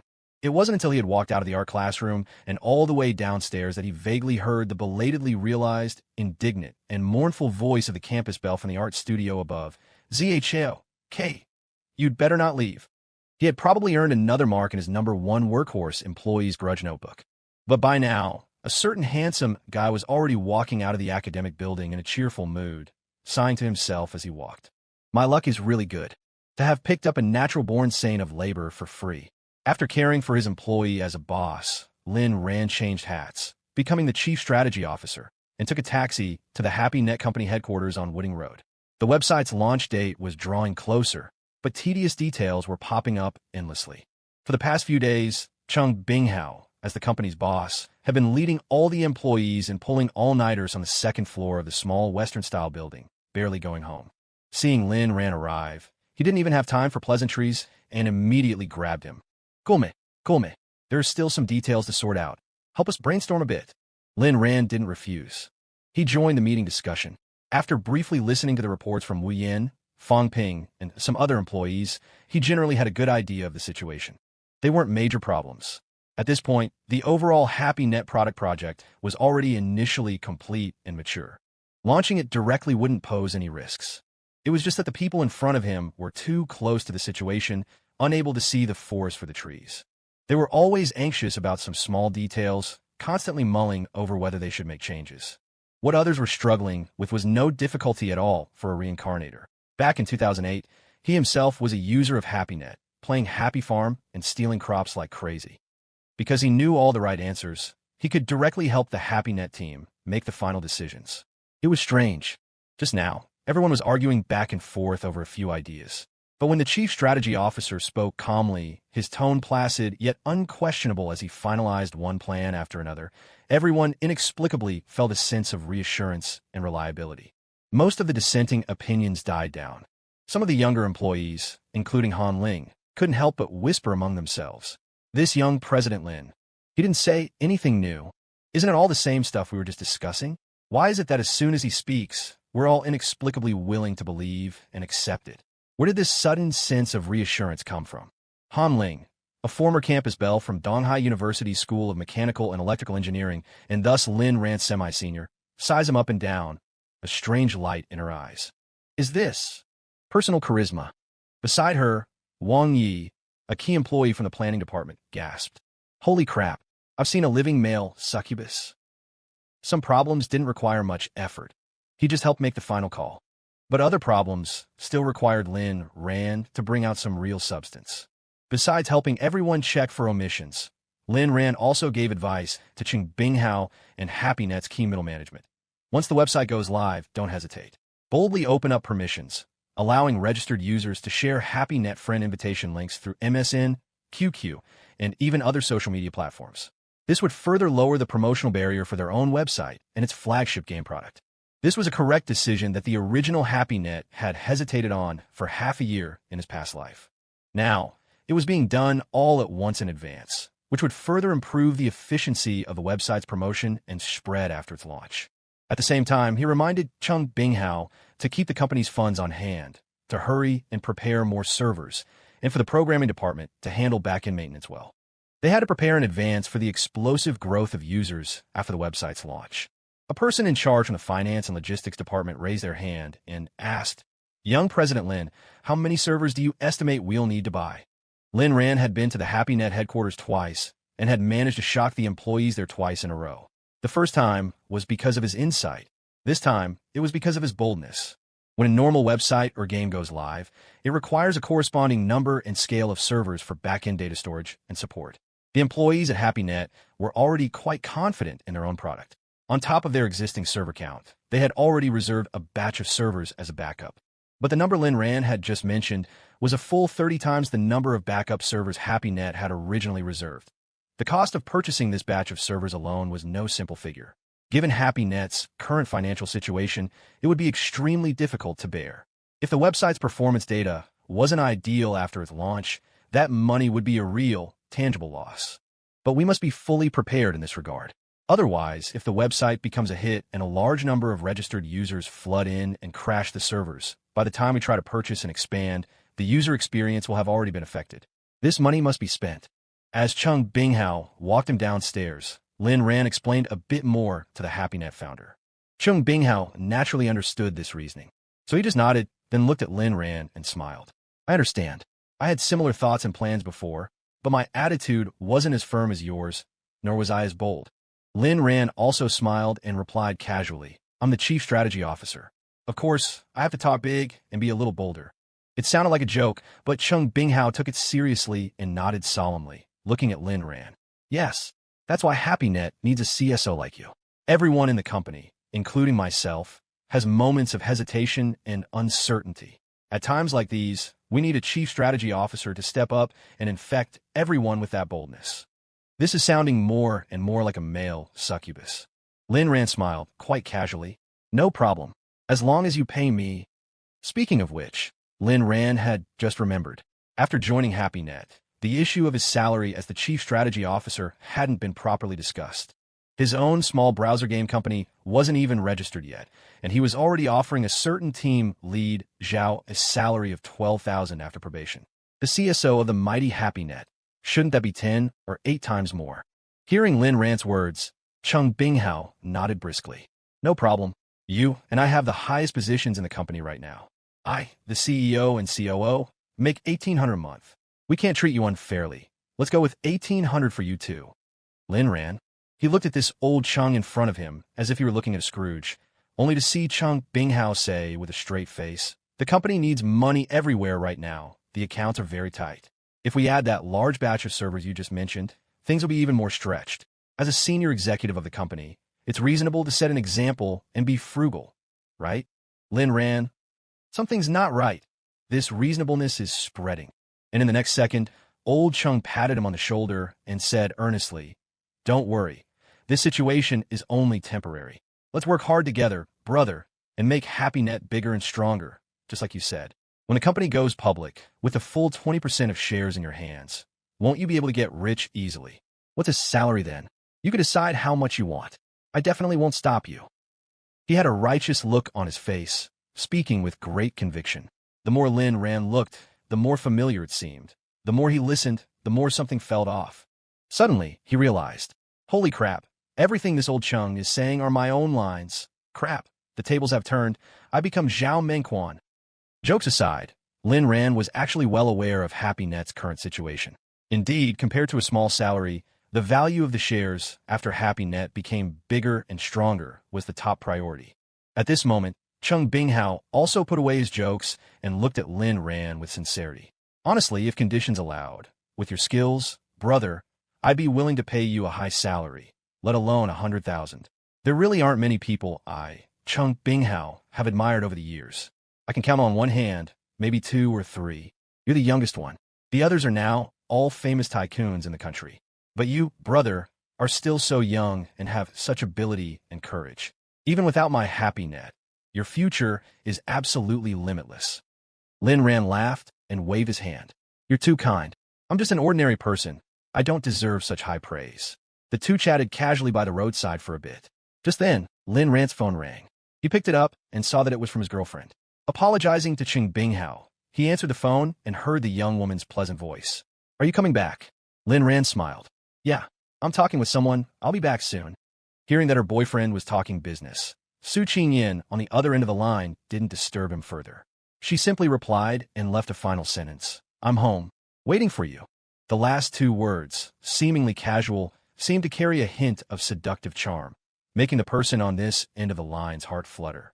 He subconsciously pictured the young woman on the other end biting her lower lip alluringly as she said those words. He felt his nasal cavity warm up, a sign of his training going awry again. After hanging up, he heard Chung Binghao ask curiously from the side, Girlfriend? Lin Ran nodded with a smile uncontrollably appearing on his face. They had been dating for a few months, yet even now, just thinking that a certain young woman was his official girlfriend, he couldn't suppress the smile on his lips. Seeing Lin Ran's reaction, Chung Binghao shook his head and offered some well-meaning advice. As someone who's been there, brother, you're still young. Don't let a woman affect your career. The other person meant well. Lin Ran didn't argue, just smiled and expressed his thanks. Letting a woman affect his career? If he really had to say it, if he were to rely solely on a certain Ms. Su Taizhu, his career would probably take off even faster.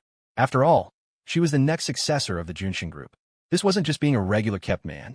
This was a top-tier Manchuhan imperial feast. After bidding farewell to Chung Binghao, Lin Ran took a taxi straight back to the Linsu villa that evening. He crossed the front yard, happily took out his key, unlocked the door, and pushed it open. The moment he entered, he was hit by an ominous aura. Not an abstract sense. A physically strange smell assaulted his nostrils, almost making him instinctively do a tactical lean back. Looking closer, Lin Ran was dumbfounded to see a plume of greenish-black smoke, almost tangible, slowly wafting out from the kitchen. In the birdcage on the coat rack in the living room, Heli was flapping its wings in terror, hopping up and down. Death! Death! Death! The next second, upon seeing the male master of the house enter, as if seeing a savior, the fat-headed parrot screeched hysterically, "To the kitchen! To the kitchen! Stop her! Stop her!" Thanks to being gone for the Great God certification. More tonight. Remember to rush updates and send small gifts. Strictly speaking, Su Qingyan didn't intend to cook at first. Tonight, after returning to the Linsu villa, while waiting for Lin Ran to come back, she was casually watching TV on the living room sofa. The TV happened to be showing a cooking show. It piqued her interest slightly. She thought she'd follow the chef's instructions on the show and replicate a dish to give her little boyfriend a surprise after his hard work. Back home in Yunnan, when Aunt Fong was teaching me to cook, we made several dishes together. They all turned out pretty well. At the dining table, Su Qingyan explained this to Lin Ran. Pausing for a moment, she looked at her own creation on a plate and couldn't help but frown slightly. I don't know why, but following the TV instructions this time, it just didn't turn out the same as on the show. It certainly didn't. Lin Ran followed his girlfriend's gaze. On the plate beside them was a lump of abstract matter comparable to Ma Xiaoshuai's advertising design homework. Greenish-purple, with hints of black. It was a shocking sight, emitting a faint aura of death. The person swallowed and calmly offered some comfort. It must be a problem with the chef's instructions on TV. Can't compare to Aunt Fong.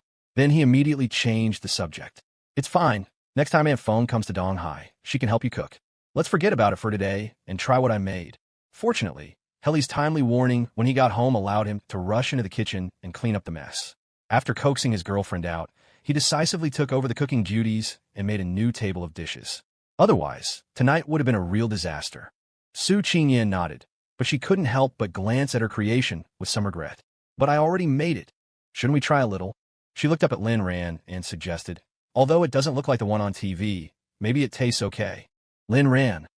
He glanced at the hellish cuisine in the plate, whose appearance was comparable to that of a grotesque creature. Just looking at it, you knew eating it would be fatal. Then, the person spoke with a straight face. Let's not. We can't finish so much food anyway. As he spoke, he seemed to have an idea, and his eyes lit up. Doesn't Brother Lu Jin love your cooking? Let's save it for him tonight and ask him to come over and eat it tomorrow. A hexagonal warrior with maxed out stats. Only a man with a stomach of gold could withstand such damage. Su Qingyan's face lit up with understanding, and she nodded happily. That works. Lin Ran let out a long sigh of relief, as if a great weight had been lifted. Dodged a bullet. Praise be to Brother Lu Jin. During dinner, the young couple chatted casually. Su Qingyan asked why Lin Ran was so late today, her eyes on her boyfriend, slightly curious. Still about the browser game? She was now slightly aware that Lin Ran was hiring employees to build an art team. She was also a little surprised and impressed. The little fool's entrepreneurial efforts were quite impressive. Thinking about their last conversation, she asked with concern, "Still only one employee? Is that enough?" Lin Ran answered vaguely while eating. "Enough. She's very capable, a chosen worker, and I've asked her to help with recruitment. A few new people have joined." Su Qingyan nodded. She was originally thinking that if her little boyfriend ran into difficulties, she could help him find a solution. But then she asked with concern, "With so many people, can you afford to pay their salaries? I can help you out with some from my side." She was still worried. After all, with her status and perspective as the former president of Junsheng, looking at her little boyfriend's current entrepreneurial project, it felt like an older sister watching her little brother learn to walk. She couldn't help but want to worry more. Lin Ran waved his hand. "No need. There's enough money. The browser game is going smoothly, so I don't have to worry too much for now. I was at another company earlier, meeting people and discussing business. I just became their CSO, and their product is about to launch, so I have to help out a bit more." Su Qingyan had heard Lin Ran mention this briefly before. At first, she didn't pay much attention, just thinking that her little boyfriend was quite active, finding some small company and even tricking them into making him their chief strategy officer. But recently, seeing Lin Ran get busier with various work, coming home later, and often working in the study until the early hours, she couldn't help but feel a pang of heartache. With so much to do, isn't it too tiring? Maybe you should slow down. Lin Ran shook his head. Not tiring. It's a deal. I still have to earn money to support you. Su Qingyan frowned slightly at his words. If it's just for that, I've said I don't want you to feel pressured. Your health is more important than anything. Her tone carried a hint of insistence and gentle reproach. The thought that her boyfriend was pushing himself so hard just for this small matter made the young woman want to persuade and lecture him. Lin Ran, however, smiled. Of course, it's not just for that. My real goal is to make the company bigger and stronger. And then hire a whole bunch of employees, line them up in front of you, and have them all call you boss's wife. Boss's wife. Su Qingyan was suddenly stunned. Including her past life, she had been called boss and President Su, and in this life she had heard sister-in-law. But boss's wife, such a pleasant and novel title, she had never heard before. For a moment, the future chairman of Juanxing's heart skipped a beat. She suddenly wanted to hear it. Immediately, the young woman paused and changed her tune with a straight face. Then you'd better work hard. After dinner, they went to the kitchen to clean up the dishes. They also carefully sealed the certain hellish dish with plastic wrap and put in the fridge, waiting to give it to brother Lu Jin tomorrow. After cleaning up, the young couple comfortably lay on the living room sofa to watch a movie. They casually picked a film released a few years ago, Woody Allen's Match Point. At first, the young couple watched the movie seriously, exchanging their views and opinions. As they watched, their bodies slowly pressed closer together. The person's hand, which was righteously placed on his girlfriend's knee at first, slowly and restlessly began to slide upwards. The young woman's ears gradually turned red until they were completely flushed. On the surface, she still pretended not to know, calmly continuing to watch the movie and chatting with the person beside her about the plot, as if nothing was wrong. Her voice was clearly becoming tight and trembling, but she still tried hard to maintain a calm and composed tone. What do you think of this plot? The person, equally straight-faced but with his mind already wandering, replied, The plot is quite big. No, I mean the characters are quite full-bodied. The movie continued to play on the screen, but it had gradually become mere background and mood setting for the young couple on the sofa. In a corner of the living room, on the coat rack, the fat-headed parrot in the birdcage was sleeping. It was woken up in a daze by some strange noises and poked its head out to look at the TV screen. The movie on the screen happened to be showing a rather steamy scene. The fat-headed parrot's small eyes widened. Whoa, porn. Then it heard noises from the direction of the sofa. Helly's gaze was immediately drawn over. One look, and the fat-headed parrot gasped in shock. Whoa, live porn. 3 chapters. Requesting rush updates and small gifts. In the early morning, bright sunlight streamed into the Linsu villa through the floor-to-ceiling windows. Lin Ran was up early. After washing up, he went to the kitchen to prepare breakfast. It had become a habit. In the school cafeteria, if you were a step late, you wouldn't get any food. At the Linsu villa, if you were a beat slow, the lady of the house would personally cook. The latter outcome was 100 times more terrifying than the former. Not long after, the sound of footsteps came from the stairs outside the kitchen, growing closer. Then, a slender figure walked into the kitchen. Su Qingyan, also having washed up, was wearing a loose t-shirt, revealing 2 tender, fair legs and a pair of pink slippers on her feet. She still seemed sleepy, her hair casually draped over her shoulders, looking fluffy and lazy. She had followed the aroma of food into the kitchen. Seeing her boyfriend busy at the stove, Su Qingyan's eyes were half closed in a daze, but she had already expertly snuggled up to him, wrapping her arms around his waist from behind and resting her head comfortably on his shoulder. Lin Ran turned his head to look at his girlfriend and smiled. Still sleepy? Su Qingyan nodded lazily, burying her head in his shoulder, too lazy to move, and mumbled Lin Ran, while handling the spatula, kindly suggested, Why don't you go lie on the sofa in the living room for a bit? I'll call you when the food is ready. But the young woman behind him just nuzzled her head against his shoulder and shook her head stubbornly. No, the Su family's young miss, just woken up, was less cool and aloof than usual, appearing a bit childish and cute. As she spoke, she even tightened her grip around his waist slightly, pressing her soft body even closer to his back. Lin Ran was at a loss for whether to laugh or cry, and was about to say something more when he suddenly felt a certain soft, elastic touch against his back. His heart immediately skipped a beat. This is nice too. Being held so tightly by his girlfriend, the sensation from behind subconsciously reminded Lin Ran of the wonderful and romantic positive energy seen on the living room sofa last night. Although they had both managed to exercise restraint with their rationality and didn't proceed to the final home run stage, the person had been quite the master during the third base phase. Or rather, his hands had been all over the place. To put it more elegantly, he had had a good feel. The person's thoughts began to drift at the kitchen stove. Just a momentary lapse in concentration, but it seemed to have been keenly detected by the young woman behind him, who guessed what he was thinking. Su Qingyan gently pinched his waist and said with a hint of embarrassed annoyance, "You little pervert." Lin Ran came back to his senses and immediately cried foul. "How am I a pervert? I didn't do anything." Su Qingyan, gritting her teeth slightly, patted him again. "You just are." But even as she said this, the young woman continued to hug her little boyfriend's waist, and intentionally or not, she held him even tighter. The atmosphere was warm and peaceful. The young couple seemed to be enjoying this moment of morning bliss.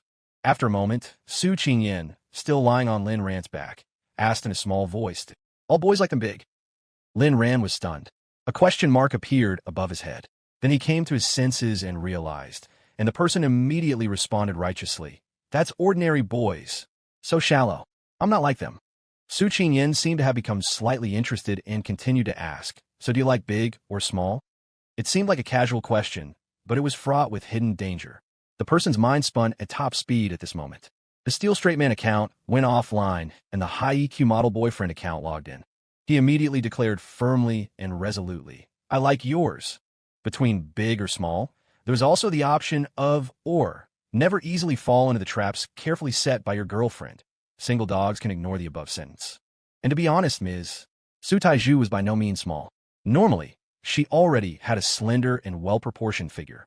But upon actual inspection, one would discover that there was an even bigger surprise. Putting aside certain sensitive words that Tomato wouldn't allow, like perky and perfectly round, to put it simply, it was almost more than a handful. No, if I keep reminiscing, my nose will start to itch again. And at this moment, Su Qingyan was quite satisfied with her boyfriend's answer. She stood on her tiptoes and kissed his ear. Then, as if remembering something, she leaned close to his ear and whispered, "In the dorm, Ching Ching and I are about the same. Tang Tang is a bit smaller. AUS are the biggest." Jiangyu. Lin Ran was stunned. The image of her usual cool style, always wearing loose, conservative clothing, came to mind. He was immediately filled with respect. Still waters run deep. After breakfast, the young couple prepared to go out.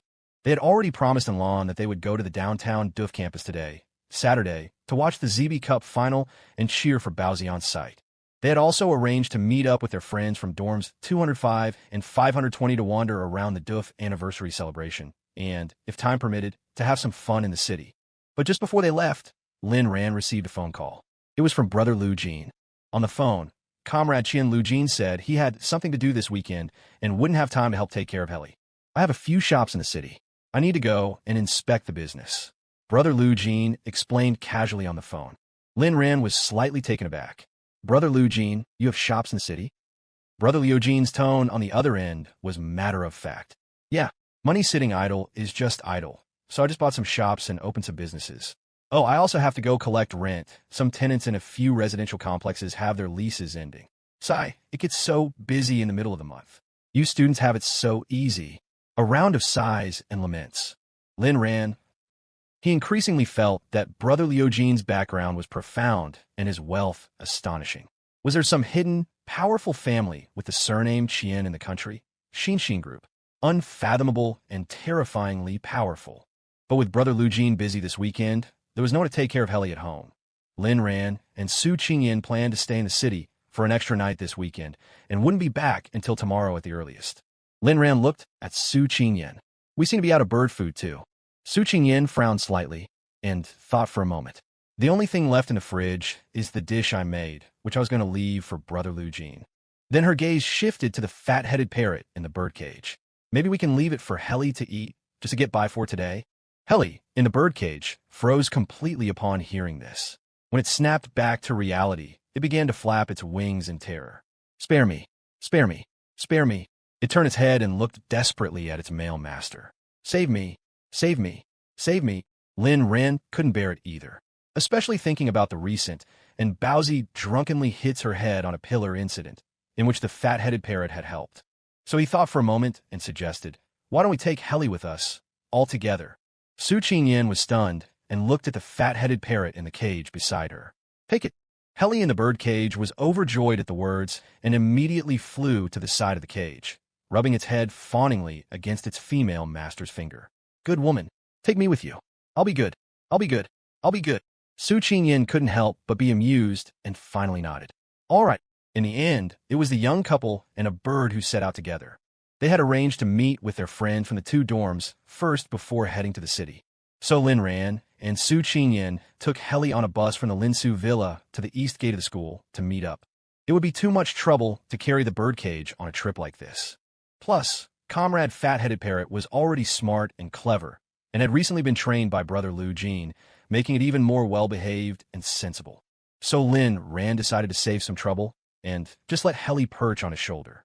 This was also the Fat-Headed Parrot's first official long trip. It was in a cheerful mood all the way, flapping its wings and flying around Lin Ran and Su Qingyan, singing a song it had learned from who knows where. The sun is high in the sky. The flowers are smiling at me. The mother parrot said, good morning. Why are you carrying a pack of dynamite? It was being too boisterous.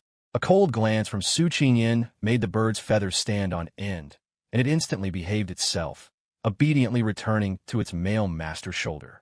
Soon, the bus pulled up and stopped. The 2 of them and the bird got on. The vehicle slowly started up again, moving forward. It was Saturday. The morning sun was bright, and the sky was clear and cloudless.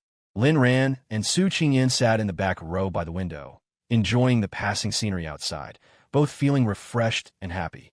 Their eyes met inadvertently, and they both smiled slightly, feeling that they would never tire of days like these. Naturally, their hands on their laps were already held together openly and without reservation. Only a certain fat-headed parrot perched on a certain person's shoulder looked left and right, sizing up the bus's interior, and muttered in a low voice, crappy vehicle, crappy vehicle. Its standards had been raised. The first time it saw the black Maybach driven by Uncle Joe, it had fallen in love at first sight, wishing it could stand on the car's hood ornament and gallop with gusto. Today, switching to a bus, it suddenly felt that its own status and class had dropped significantly. But turning its head to look at its master and mistress, who were being all sweet and intimate, and thinking of the female master's terrifying authority, Helly subconsciously shrank its head, its survival instinct taking over, and didn't dare to complain out loud. It could only bear the sorrow silently on its own. Taking the bus to the east gate of the school, the young couple and the fat-headed parrot got off. They looked up and saw the figures of their friends from the 2 dorms standing by the roadside, not far ahead. Ma Xiaoshui had sharp eyes and spotted Lin Ran and Su Qingyan first. He immediately waved enthusiastically. Third bro, Sister Taiju. Over here, over here. The 2 of them went up to join the group. The girls from dorm 205 immediately gathered together, chattering away, discussing and sharing their outfits and makeup for the day. The boys, on the other hand, noticed the fat-headed parrot on Lin Ran's shoulder right away. Ma Xiaoshui was surprised. Hey, third bro, why did you bring your parrot? Li Zhuang looked at Helly on Lin Ran's shoulder and habitually reached into his pocket. Can parrots eat jujube cake? Lin Ran smiled and explained, there's no one at home to take care of it today, so we had no choice but to bring it out with us. Ma Xiaoshui couldn't help but laugh. Dude, you and Sister Taiju are a killer CP. Now you've added a bird. You're a standard condor couple. Ding Han also laughed silently. Lin Ran looked at Helly on his shoulder, thought for a moment, and shook his head to correct him. It doesn't count. The condor spot is old Zhao's.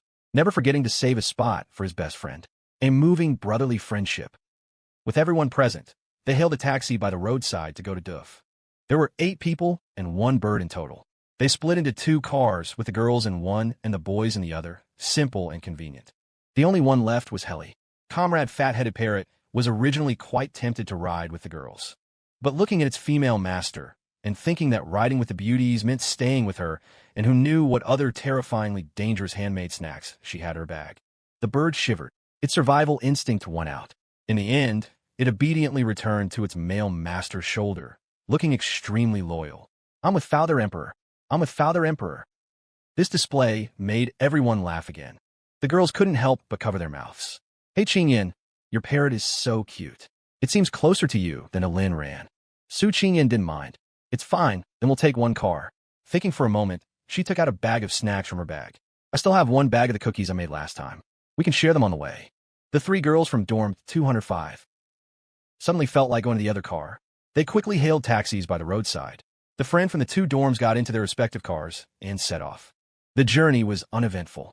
In the boys' car, Lin Rand sat in the front passenger seat, with Helly perched on his shoulder, looking around curiously. The driver didn't mind the parrot passenger and was actually quite enthusiastic, actively talking to the fat-headed parrot. Yo, first time in a car? The little bird is quite cute. Why don't you come with me? You won't have to fly yourself anymore. You can ride in a car every day. Helly, however, after inspecting the taxi's interior, looked at the driver with a sideways glance and threw out a contemptuous remark. Broke ass. Do not disturb the pride of a fat-headed parrot that has ridden in a Maybach. Before the words had even faded, Lin Rand swiftly covered its mouth and stuffed a piece of jujube cake in to shut it up. Sorry, driver, it was just kidding. On the way, Lin Rand chatted with his 3 roommates in the back, talking about novels for a while before the topic quickly turned to beautiful women. Ma Xiaoshui and Ding Han, in particular, were full of longing for the beauty-filled Duff. One was full of anticipation. I wonder how beautiful the Duff girl's sister Bao promised to introduce me to will be. Will they be at least 7 pointers? The other was also ambitious. I suspect there's something wrong with the soil and water at Donghai University. Once I'm at Duff and the feng shui changes, I will definitely take the initiative to talk to girls. That morning, there were quite a few vehicles heading to Duff. As the 2 taxis set off from Donghai University, on a viaduct in the city, a dark gray Audi Q7 was also weaving through the traffic. Inside the car, in the spacious and comfortable back seat, a handsome and elegant young man was on the phone, laughing and talking to the person on the other end.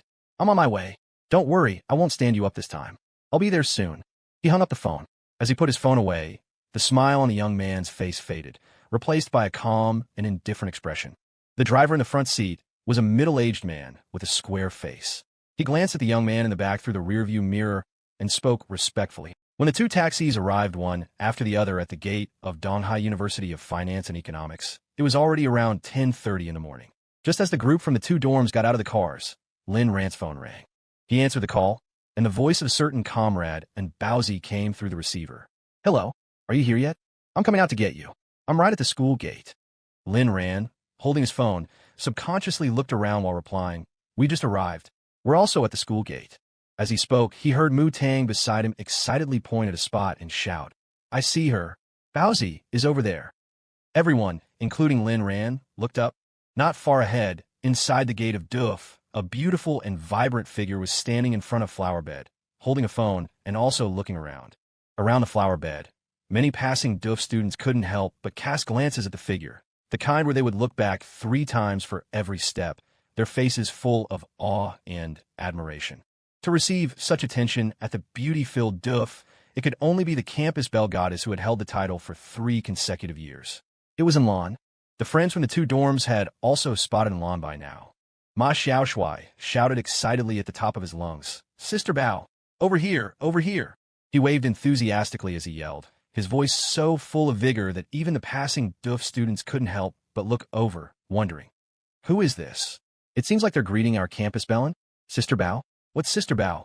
Lan finally spotted the group at the school gate, her eyes lighting up, but then she heard a certain comrade Xiaoshui shouting, and her face immediately darkened. She walked over quickly.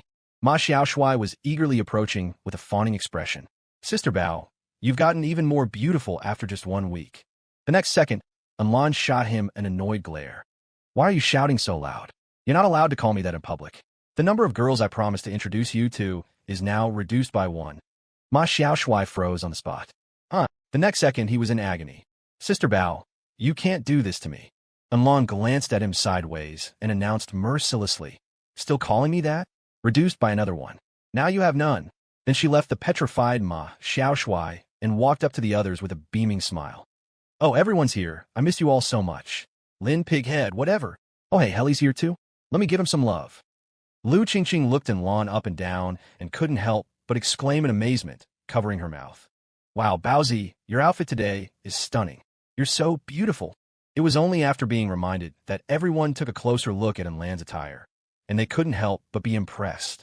Indeed, the last time she came to the old campus of Donghai University for the ZB Cup semifinals, Lan was just wearing her usual casual clothes.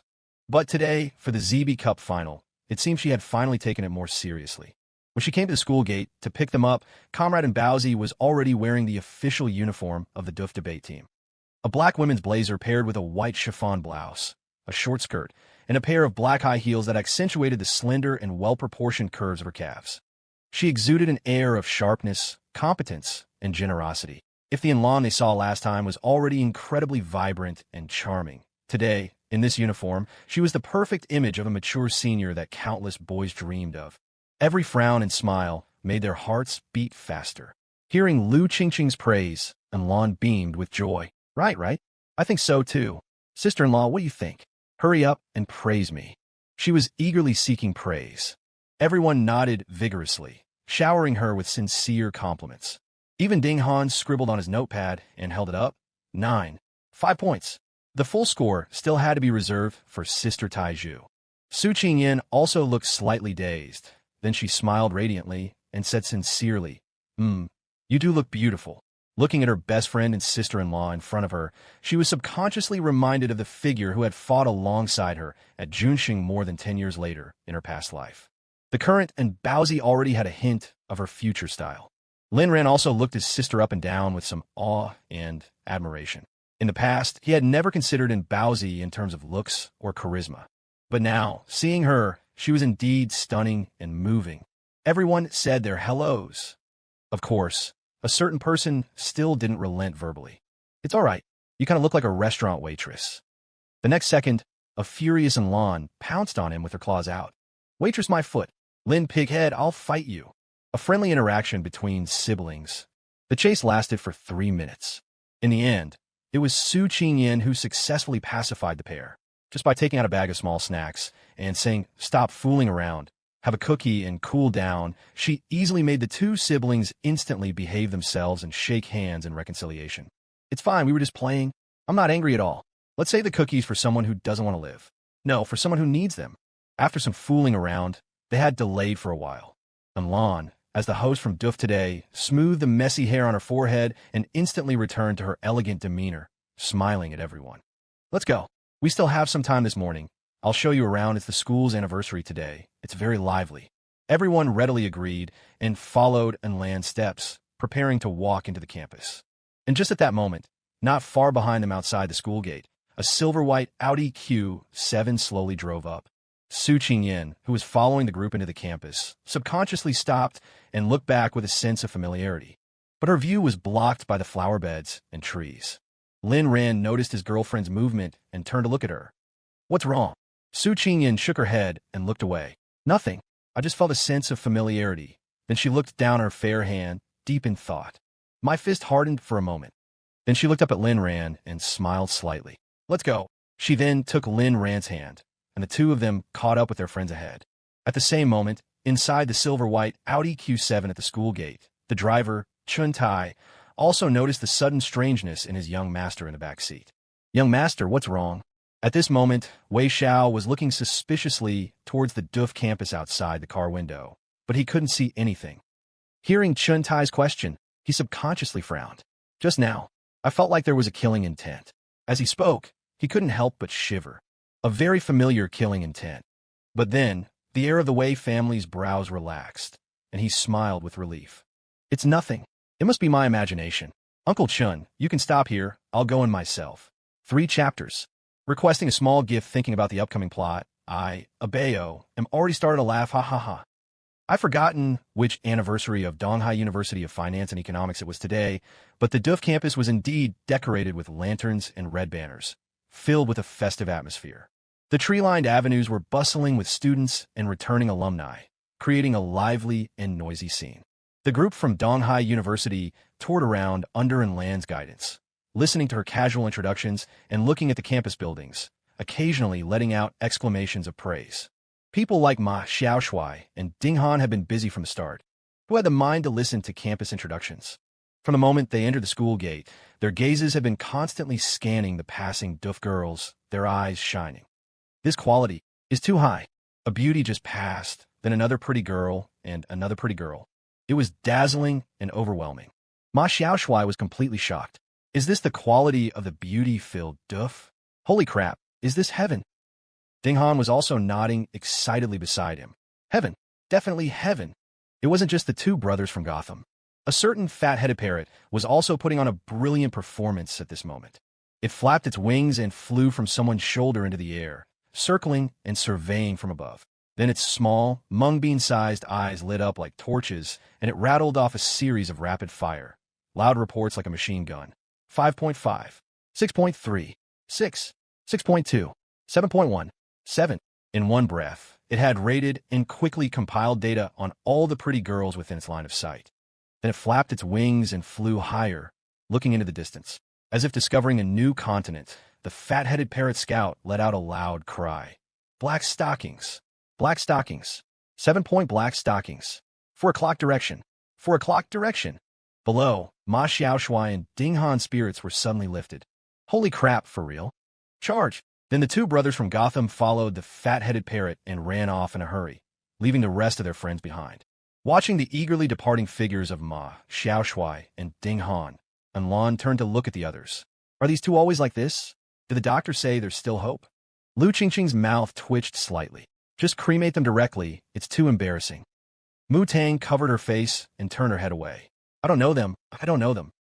Jiang Yu pushed up the glasses on her nose and calmly commented, this is how people from Gotham who are being chased by Batman are. Su Qingyan also glanced at the certain fat-headed parrot that was gradually flying away into a small dot in the distance, her expression indifferent. A certain stupid bird probably needs to be taught a lesson. What do you think? As she spoke, the young woman turned to look at her boyfriend. Lin Ran had just snapped back to reality. Huh? What black stockings? He quickly retracted his gaze from the direction where the Gotham brothers and the fat-headed parrot had gone and instantly became righteous. Oh, you're right. It should be taught a lesson. No self-control at all, charging forward at the mention of black stockings. Not like me. I don't care at all. Lu Qingqing nodded in agreement and pursed her lips. Exactly, Lin Ran is right. What's so good about 6-point black stockings? The next second, a certain person subconsciously corrected her. It was 7 points.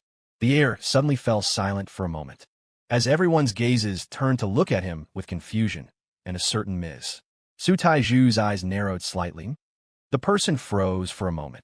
Then he snapped back to reality, his face pale with horror. Holy crap, I'm screwed. The Doof anniversary celebration was indeed well organized. They had even organized students to set up various stalls, selling snacks, school souvenirs, and even magic performances. The main focus was on creating a festive atmosphere where the school and students could have fun together. Lan led the group to the street of stalls. The friends from the two dorms' eyes lit up, and they excitedly scattered to different stalls to find things they were interested in. Only Lin Ran and Su Qingyan were still with Lan, chatting as they walked. Lin Ran rubbed his ear while observing the passing Doof students and casually commented, your school does have a lot of pretty girls. Of course, they're all a bit inferior to your sister-in-law. Lan puffed out her chest proudly. Of course. The person in front of you is the 3-time campus belle of Doof. How about that? Impressive, right? Lin Ran nodded in sincere admiration. Impressive. It must have cost a lot of money, right? Huh? Lan was stunned for a moment. Then she realized and became furious again, pouncing on him with her claws out. You're the one who spent money. I won this with my looks and talent. Lin Pighead, don't you run. A scene of the Doof campus belle chasing her brother, a second act. The three of them strolled for a while longer. Lan took out her phone to check the time, then turned to Lin Ran and Su Qingyan. The debate final is this afternoon. I have to go back and prepare the topic with my teammates. I won't be having lunch with you guys. You can have fun on your own for a while. After the competition this afternoon, I'll take you out for some good food. Lin Ran and Su Qingyan also expressed their understanding and readily agreed. After Baozi left, the young couple looked at each other and smiled in mutual understanding. Now it was just the two of them. Oh, and a bird. Heli, perched on a certain person's shoulder, flapped its wings and chirped excitedly. Shopping. Good food and drinks. They walked all the way, the young couple and the fat-headed parrot, buying a lot of snacks and drinks from the stalls on the food street. They also browsed some handmade craft stalls, buying some cheap but exquisite small jewelry and Doof souvenirs, enjoying themselves thoroughly. They were about to meet up with their other friends from the two dorms. As they passed an academic building, Su Qingyan suddenly needed to use the restroom. Lin Ran waited for her at the entrance of the building with Heli, carrying a pile of snacks and toys they had just bought. He watched his girlfriend's figure disappear into the building. Lin Ran looked away. While waiting, he took the opportunity to think more about his browser game project plans. The art department was now being handled by Zhao Mengquan for recruitment, so the output of art drafts and designs could be increased rapidly. His own content planning was also mostly complete. The only thing missing in the early stage was a programming team to build the initial framework for the Battle Through the Heavens browser game. They needed front-end programmers and also people for the back-end. And they would need to buy some servers. He could ask old Chung to spare him a few when he was buying them for HappyNet. He was deep in thought when he suddenly heard a surprised voice from not far away. "Benefactor bro?" The voice was somewhat familiar. Lin Rand's thoughts were interrupted, and he subconsciously looked up in the direction of the voice. He saw a familiar face. Lin Rand was stunned for a moment. Then he also remembered and blurted out, "The Moocher." Wei Xiao's face was beaming with joy. "Yes, it's me." "Oh, Benefactor bro, what a coincidence. I was just saying that I saw a familiar figure. It's truly a small world. This is what you call fate, ha ha ha." Lin Rand thought it was quite a coincidence. The freeloading rich kid he'd run into at the train station on his way home from Donghai before winter break. He'd actually run into him again 2 months later on the Donghai campus. Fate? Hardly. It was too ambiguous for two grown men to be talking about something like fate. At this thought, Lin Rand instantly grew wary and eyed the freeloading bro in front of him. "Lost your wallet again?" he asked, subconsciously clutching his own wallet. He just felt like this guy had the face of freeloader. Wei Xiao waved his hands repeatedly, an air of righteous indignation about him. No. How could I lose it every day? I just saw you here, Benefactor bro, and came over to say hi." His tone was enthusiastic. Wei Xiao also felt it was an incredible coincidence. Today, he had finally given in to the repeated, earnest invitations from a group of second-generation rich friends he knew back in the country and reluctantly agreed to meet up. When he arrived at Donghai, he saw that the anniversary celebration was indeed lively, but those so-called friends were all fawning over him, eager to introduce him to pretty girls. To put it bluntly, they were all after his status as the eldest legitimate grandson of the Wei family, hoping to curry favor. On the surface, he was polite and smiled at them, but he had long since grown bored. So, he made up a casual excuse to slip away and get some fresh air. He never expected that just a few steps toward the academic building, he would spot a familiar figure standing at the entrance. Taking a closer look, holy cow, wasn't this the kind-hearted benefactor he'd met at the station? Although he had only met Lin Rand once, or rather, had received a noodle's worth of grace.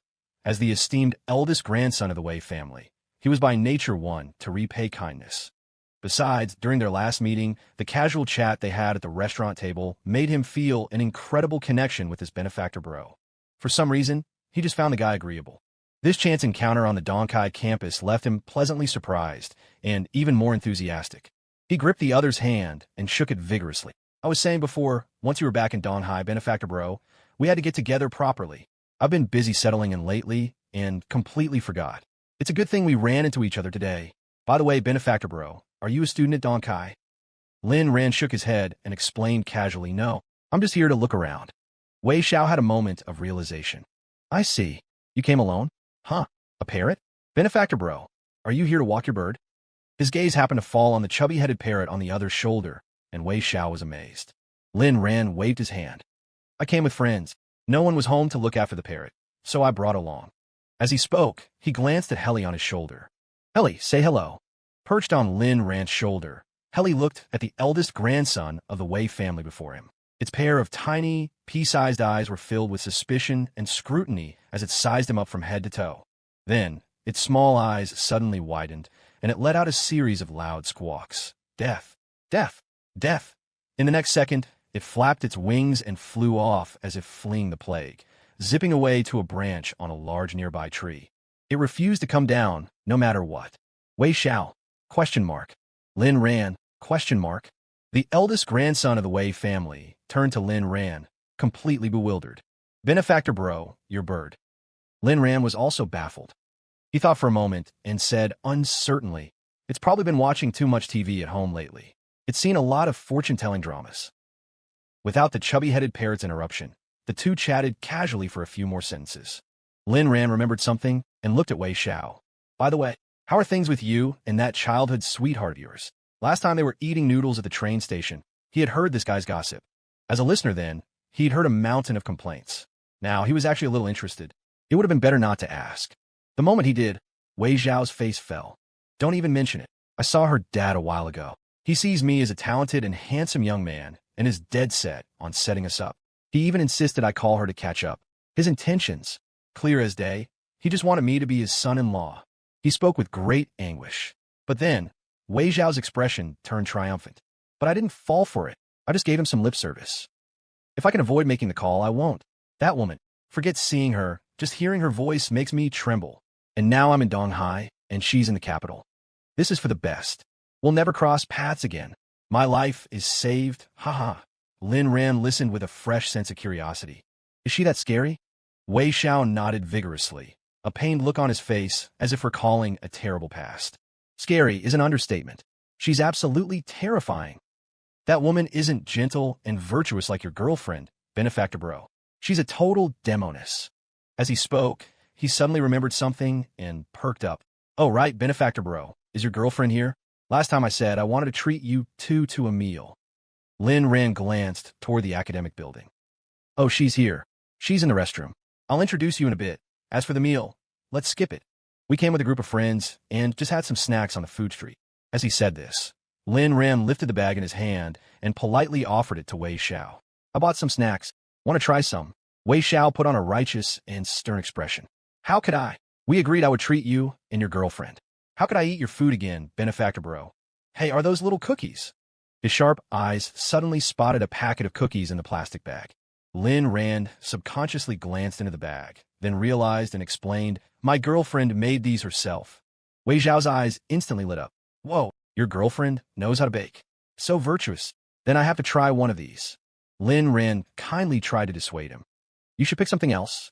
A normal person might not be used to these. But the eldest grandson of the Wei family just laughed heartily. No problem. I have a good stomach. I'm not picky at all. When I was a kid, I ate something so terrible it almost sent me to the hospital, and I still survived, didn't I? He said with bravado as he took the bag of cookies and picked one out. Whoa, this cookie looks pretty cute. It looked a lot like the ones I had as a kid, haha. Then, without hesitation, he opened his mouth and bit down. It didn't budge. Wei Xiao froze. He brought the cookie back in front of his eyes to look at it again, then looked up at Lin Ran. He chose his words carefully. Bro, your girlfriend's cookies are pretty solid. Lin Ran was a little embarrassed. How about you just forget it and try something else? In the next second, the eldest grandson of the Wei family waved his hand and refused decisively. How could I do that? Watching Wei Xiao clutch his stomach and rush into the academic building, Lin Ran couldn't help but shake his head. He had warned him. Young people just don't listen, always seeking death. Then he glanced at the small cookies in the bag in his hand. He carefully put them away. Ms. Su Tieju's baked goods, just like her cooking, should probably be reserved as strategic deterrent weapons from now on. Except for specific scenarios like under Annie Fang's personal guidance or Brother Lu Jin is present. Under normal circumstances, it was best not to try them lightly. Oh, and there was the exception of Her Majesty the Queen of England is visiting.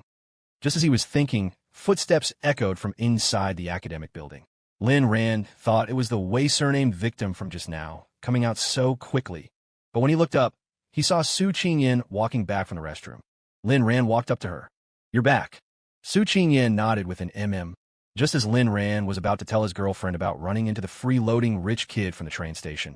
He suddenly noticed that Su Qingyan's face seemed a little pale, showing a hint of discomfort and weakness. His brow furrowed at once, and he asked with concern, What's wrong? Are you not feeling well? Su Qingyan nodded, then shook her head, saying in a small voice, It's nothing. I think my period is about to start. My stomach hurts a little. Lin Ran understood. Looking at his girlfriend, who was trying hard to act fine but couldn't help but frown from the discomfort, he immediately felt a pang of sympathy. Is it bad? Why don't we stop for today? I'll tell the others, and I'll take you home to rest first. Su Qingyan shook her head. It's not that serious. I'll be fine after sitting and resting for a bit. Hearing this, Lin Ran carefully helped his girlfriend to a bench next to the entrance of the academic building. Do you want to eat or drink something? Su Qingyan nodded obediently and looked at Lin Ran. I want to drink something hot. Perhaps because she was feeling weak, the girl, who was usually cool and composed, now had a hint of soft coquettishness in her tone as she spoke to her boyfriend. Lin Ran heard this and immediately stood up without a second thought. All right, you sit here, I'll go buy it for you. With that, he immediately turned and walked quickly toward the convenience store. Su Qingyan sat on the bench, watching her little boyfriend's retreating figure. A faint smile appeared on her face, and warmth flowed through her heart.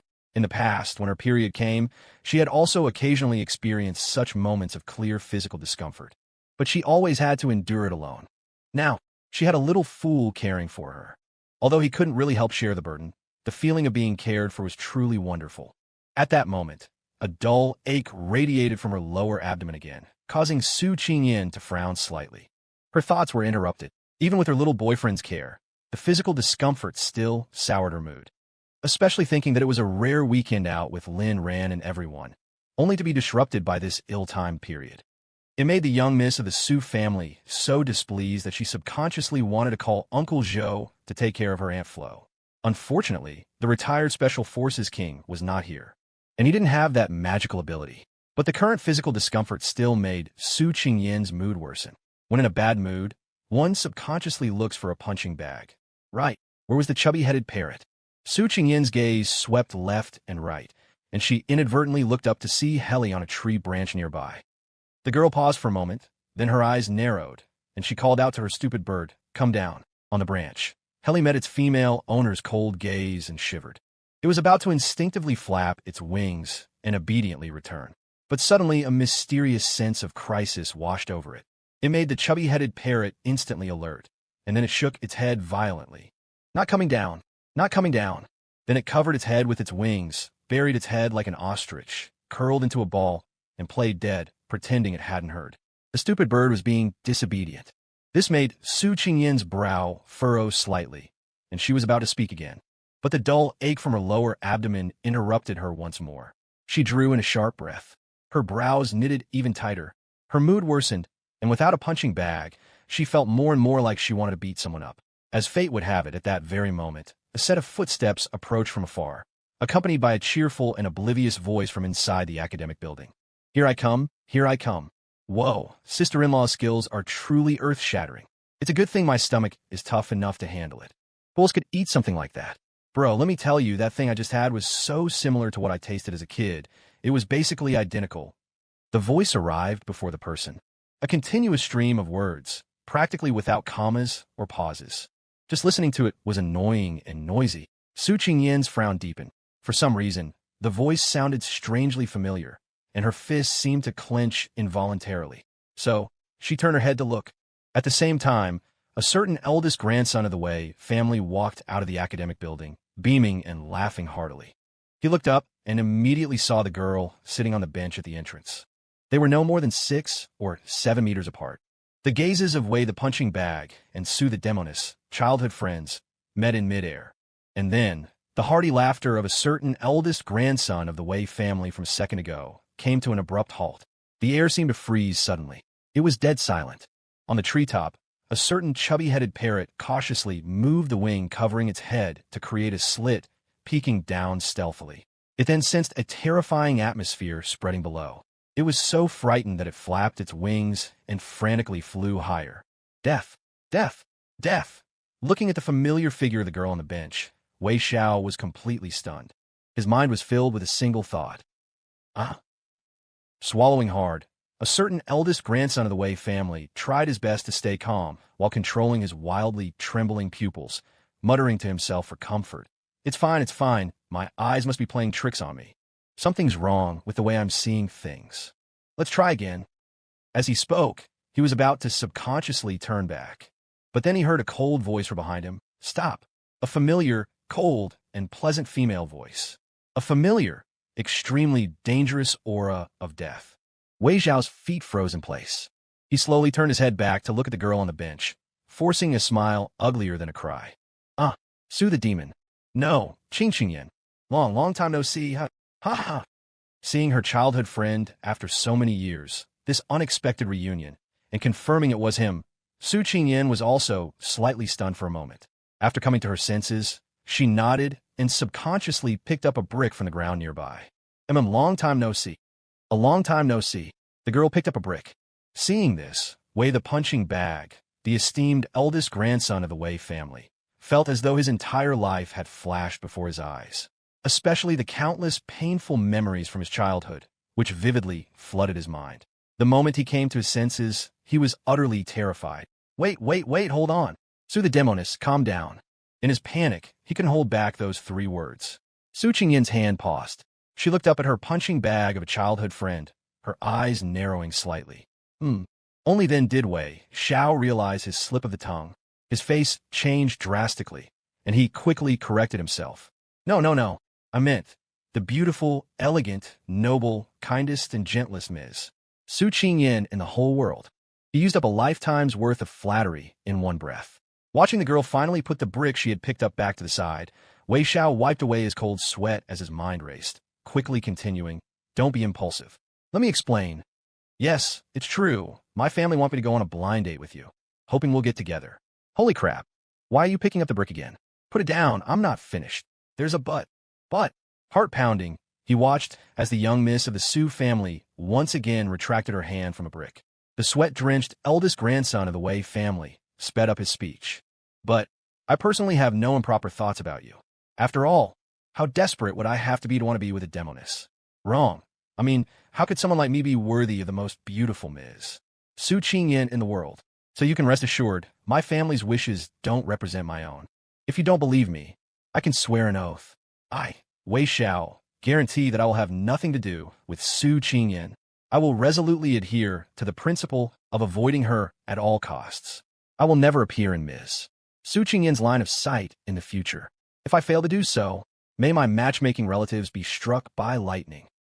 After a round of solemn vows, pounding his chest, he finally raised 3 fingers and swore a solemn oath to the heavens. When he was all done, the eldest grandson of the Wei family cautiously looked at Su Qingyin with a fawning expression. "So, you believe me now, right?" Su Qingyin thought for a moment and nodded. I believe you." As she nodded, she reached for the brick again. Wei Xiao was once again terrified. You believe me, and you're still going to do it?" Su Qingyin had already picked up the brick. Looking at her childhood punching bag, she explained patiently, "I believe you, but I think a direct physical elimination would be simpler. Besides, my period is coming. I'm in a bad mood, and was looking for a punching bag." As she spoke, the girl prepared to stand up, brick in hand. "It might hurt a little. Just bear with it, and it'll be over soon." "Over soon? My whole life will be over soon." Wei Xiao was so scared he nearly lost his soul. He stumbled back several steps and spoke frantically, "W8. Violence doesn't solve problems. We can talk this out. Besides, we're all adults now. For a young miss of the Su family to just grab a brick. What kind of image is that? If word gets out, what will happen to your reputation as a young lady?" He pleaded with earnest persuasion. Su Qingyin paused, thought for a moment. "You're right." Then, before a certain eldest grandson of the Wei family could show a hint of joy, the girl bent down and swapped the brick for a pinker-looking one from a nearby pile of discarded bricks. "Wei Xiao? ? Wei Xiao." This time, he thoroughly realized the situation was hopeless. The eldest grandson of the Wei family finally got angry. "Su the demoness, don't think I'm really afraid of you. I was just letting you have your way for old time's sake. I'm not the same me I was as a kid. Have you ever read Battle Through the Heavens? 30 years the river flows east, 30 years it flows west. Don't underestimate the young." Before he could finish, a certain young miss of the Su family had already stood up, brick in hand. The eldest grandson of the Wei family's heart sank, his legs went weak, and he almost knelt right there. I was just talking nonsense. Just pretend I'm a fart and let me go." "Huh? Who's that?" As he spoke, he suddenly looked shocked and pointed behind the girl. Su Qingyin subconsciously turned her head. When she turned back, a certain eldest grandson of the Wei family had already turned and bolted, running for his life, knocking over 2 trash cans along the way, fleeing in a pathetic and disheveled manner. The storm subsided.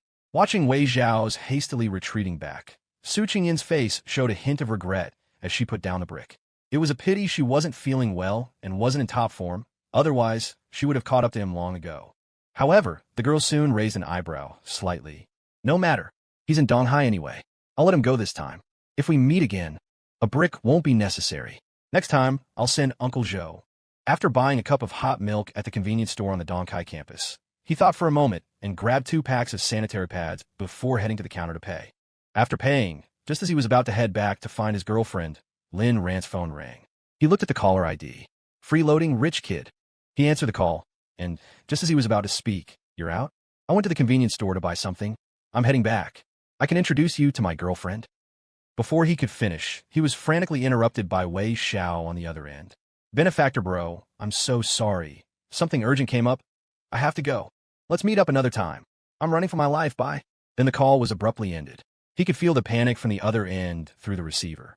Lin Ran was completely baffled. This freeloading bro, what was that about? It was like he'd seen a ghost. Shaking his head, thinking his girlfriend might be getting anxious waiting for him at the academic building, Lin Ran put the thought aside and hurried back. Back in front of the academic building, everything was calm and normal, as if nothing had happened. The beautiful and refined girl was still sitting quietly on the bench by the entrance. Lin Ran walked up quickly, handing her the hot milk and the 2 packs of sanitary pads he had just bought. The pads are just in case. The milk shouldn't be too hot. Try it. Su Qingyan put the sanitary pads in her bag, took the milk, inserted the straw, and took a small sip. Her brow immediately relaxed. Lin Ran asked with concern, "Feeling better?" Su Qingyan looked up at her boyfriend and smiled sweetly. Much better." Lin Ran sighed in relief. "That's good." Then, as if remembering something, "By the way, I was about to introduce you to a buddy of mine. The one I told you about, who freeloaded off me at the train station. He's a fun guy, but it seems like something suddenly came up and he had to leave. Did you see him?" Su Qingyan seemed a little surprised. "Really?" Then she thought for a moment and shook her head. "I didn't see him. I just saw a punching bag." She had let it slip subconsciously. Lin Ran was puzzled. A punching bag. Realizing her mistake, Su Qingyan quickly changed the subject, acting as if nothing had happened. "It's nothing. Are you tired? Sit down and rest for a bit." Lin Ran didn't suspect anything and let his girlfriend take his hand and sit down beside her. Just as he sat down, something hard poked him in the butt. He looked down. A question mark appeared above his head. Where did this brick come from? The young couple sat on the bench at the entrance of the academic building. With her little boyfriend by her side, Su Qingyan's mood instantly improved again. After a few more sips of hot milk, a warmth spread through her body and the discomfort in her stomach gradually subsided. The girl felt much better and was in the mood to ask a couple of questions about the freeloading rich kid he had mentioned. Seeing his girlfriend's condition improve, Lin Ran was also relieved. Hearing her question, he smiled and said a few words. He didn't go into a detailed introduction, just mentioned that he had run into the guy by chance while waiting at the entrance, and that he didn't know if he was a Donkai student. But when his eyes swept over the bag of cookies, Lin Ran added, "He tried your cookies just now." He gave them a very high rating. This was mainly to coax his girlfriend and make her happy. Su Qingyan raised an eyebrow, a look of surprise on her face. After all, not many people appreciated her culinary creations. It seemed that this freeloading bro had good taste. Although she hadn't met him in person, the young miss of the Su family already had a good impression of him. "We can meet him next time if there's a chance," Su Qingyan commented. Lin Ran nodded happily. "There will be." He then looked around, a little regretful. "I wonder what happened to him just now. He left in such a hurry. I wanted him to see just how beautiful my girlfriend is." Last time they chatted, the guy had sworn up and down that his childhood sweetheart was devastatingly beautiful. Although she had a dangerous temper, her looks were unmatched. Lin Ran still remembered this and wanted a chance to open that kid's eyes and show him what true beauty was. Seeing her boyfriend's regretful muttering, the corners of Su Qingyan's lips curved up. She playfully squeezed Lin Ran's palm. "It's fine. We'll arrange to meet him next time. I'll help you show off." Lin Ran also grinned and nodded. It was getting late. The two stood up from the bench, ready to meet up with their friend from the 2 dorms. At that moment, the chubby-headed parrot on the tree branch flapped its wings and flew back, landing on its male owner's shoulder. Lin Ran glanced at Helly on his shoulder. "So you know how to come back? By the way, did you see that bro when he left just now?" He still felt that the freeloading bro's departure was abrupt and strange. He casually asked his stupid bird, hoping to get some information. Helly glanced at its male owner, then at its female owner beside him. And it thought of the male, human with the look of death on his face just now. The chubby-headed parrot's little brain worked hard, roughly figuring out the relationships between the characters. Then it flapped its wings twice and met its male owner's gaze with a righteous air. Didn't see. Nothing happened. Su Qingyan glanced over and commented, "Stupid bird." Lin Ran also shook his head helplessly. "Forget it, let's go." He then took Su Qingyan's hand, and the young couple walked away side by side with their stupid bird. Perched on someone's shoulder, the chubby-headed parrot nonchalantly preened its feathers. Stupid? As an excellent parrot that had binge-watched countless melodramatic TV shows at home, the scene just now was a real-life version of a TV drama. It was eagerly waiting for the sequel. If it revealed everything now, what would it watch next? At that moment, the chubby-headed parrot's eyes were shining brightly. It felt that not only was it not stupid, it was actually a genius. Before long, Lin ran, and Su Qingyan found the others from their two dorms. The large group reassembled. It was almost lunchtime. Everyone had already eaten a lot of snacks from the stalls on the food street while exploring the Donkai anniversary celebration, so they weren't too hungry. But the final of the Jibei Cup was at 2 in the afternoon, and there was still a lot of time to kill. So, the group left the campus and found a cafe near Donkai University. They got a private booth, had lunch, and could also rest. During the meal, everyone chatted and enthusiastically shared their experiences from the Donkai anniversary celebration. The girls all praised Dongsai's campus environment, regretting that they had forgotten to bring a camera and saying they could come back for photos next time. Ma Xiaoshui also praised the quality of the girls at Donkai. With his silver tongue, Shui successfully got the contact information of a full 6 Donkai girls. Of course, he was also rejected 23 times. He was almost chased and beaten twice when he ran into girls with boyfriends. And 3 of the 6 contact numbers were fake.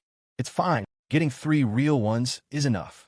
Ma Xiaoshui was still optimistic and triumphant, his mental abacus clicking away. I only hit on 30-something girls and got 3 numbers. That's a 10% success rate. If I hit on 300, wouldn't I be able to date 30 girls? The others at the table couldn't help but roll their eyes. You're really a little math genius. With math skills like that, you should be taken out and shot. Shuai's results were nothing new to the group. The group then turned their attention to Ding Han. How did little Ding do today? Did you successfully talk to any girls? All eyes fell on Ding Han. Ding Han looked embarrassed and ashamed, his head hung low. Beside him, Ma Xiaoshui gloated. Don't even mention it. Old Fort's biggest achievement today was learning the location of every single restroom in Dongsai's academic building. After Ma Xiaoshui's explanation, everyone understood. It turned out that earlier on campus, seeing Ma Xiaoshui's success in hitting on girls, Ding Han couldn't help but feel eager to try. He finally mustered the courage to approach a girl. He opened his mouth, but couldn't get the words out. The more he couldn't speak, the more anxious he got, and the more anxious he got, the more he couldn't speak. In the end, his face turned bright red. The girl he approached misunderstood and kindly thought he had a speech impediment. Classmate, are you looking for the restroom? I'll take you. Comrade Ding frantically tried to refuse, but he still couldn't speak. He grew even more anxious, his face turning even redder. The girl was even more convinced he was desperate. She kindly and insistently dragged him to find a restroom. The result was that after a tour of the Donkai anniversary celebration, Comrade Ding mustered the courage to hit on girls 8 times and was led to the restroom 7 times. He now had an expert's knowledge of the restroom distribution on the Donkai campus. The weather was nice. Su Changyan was also in a good mood. Today, he was going out to meet an old friend from the business world of Nan Province. They would sit, drink some tea, and chat. Both were men with fortunes in the 9 or 10 figures, old brothers who had fought side by side for over 20 years. It was called a small gathering of old friends, but over tea, projects worth tens or hundreds of millions were often settled with casual words. At his level, meeting with old friends was no longer about finding some prestigious, high-end venue. They were all busy people, and just being able to meet was a rare occasion. So why fuss over trivial details? So today, they simply found a cafe in the city. He had his trusted subordinate park the car. As the Su family's dedicated driver and bodyguard, the retired Special Forces King was also in a good mood today. Mainly because a few days ago, he had successfully found an excuse to make his boss forget about the Yunnan Daily incident again, a close call.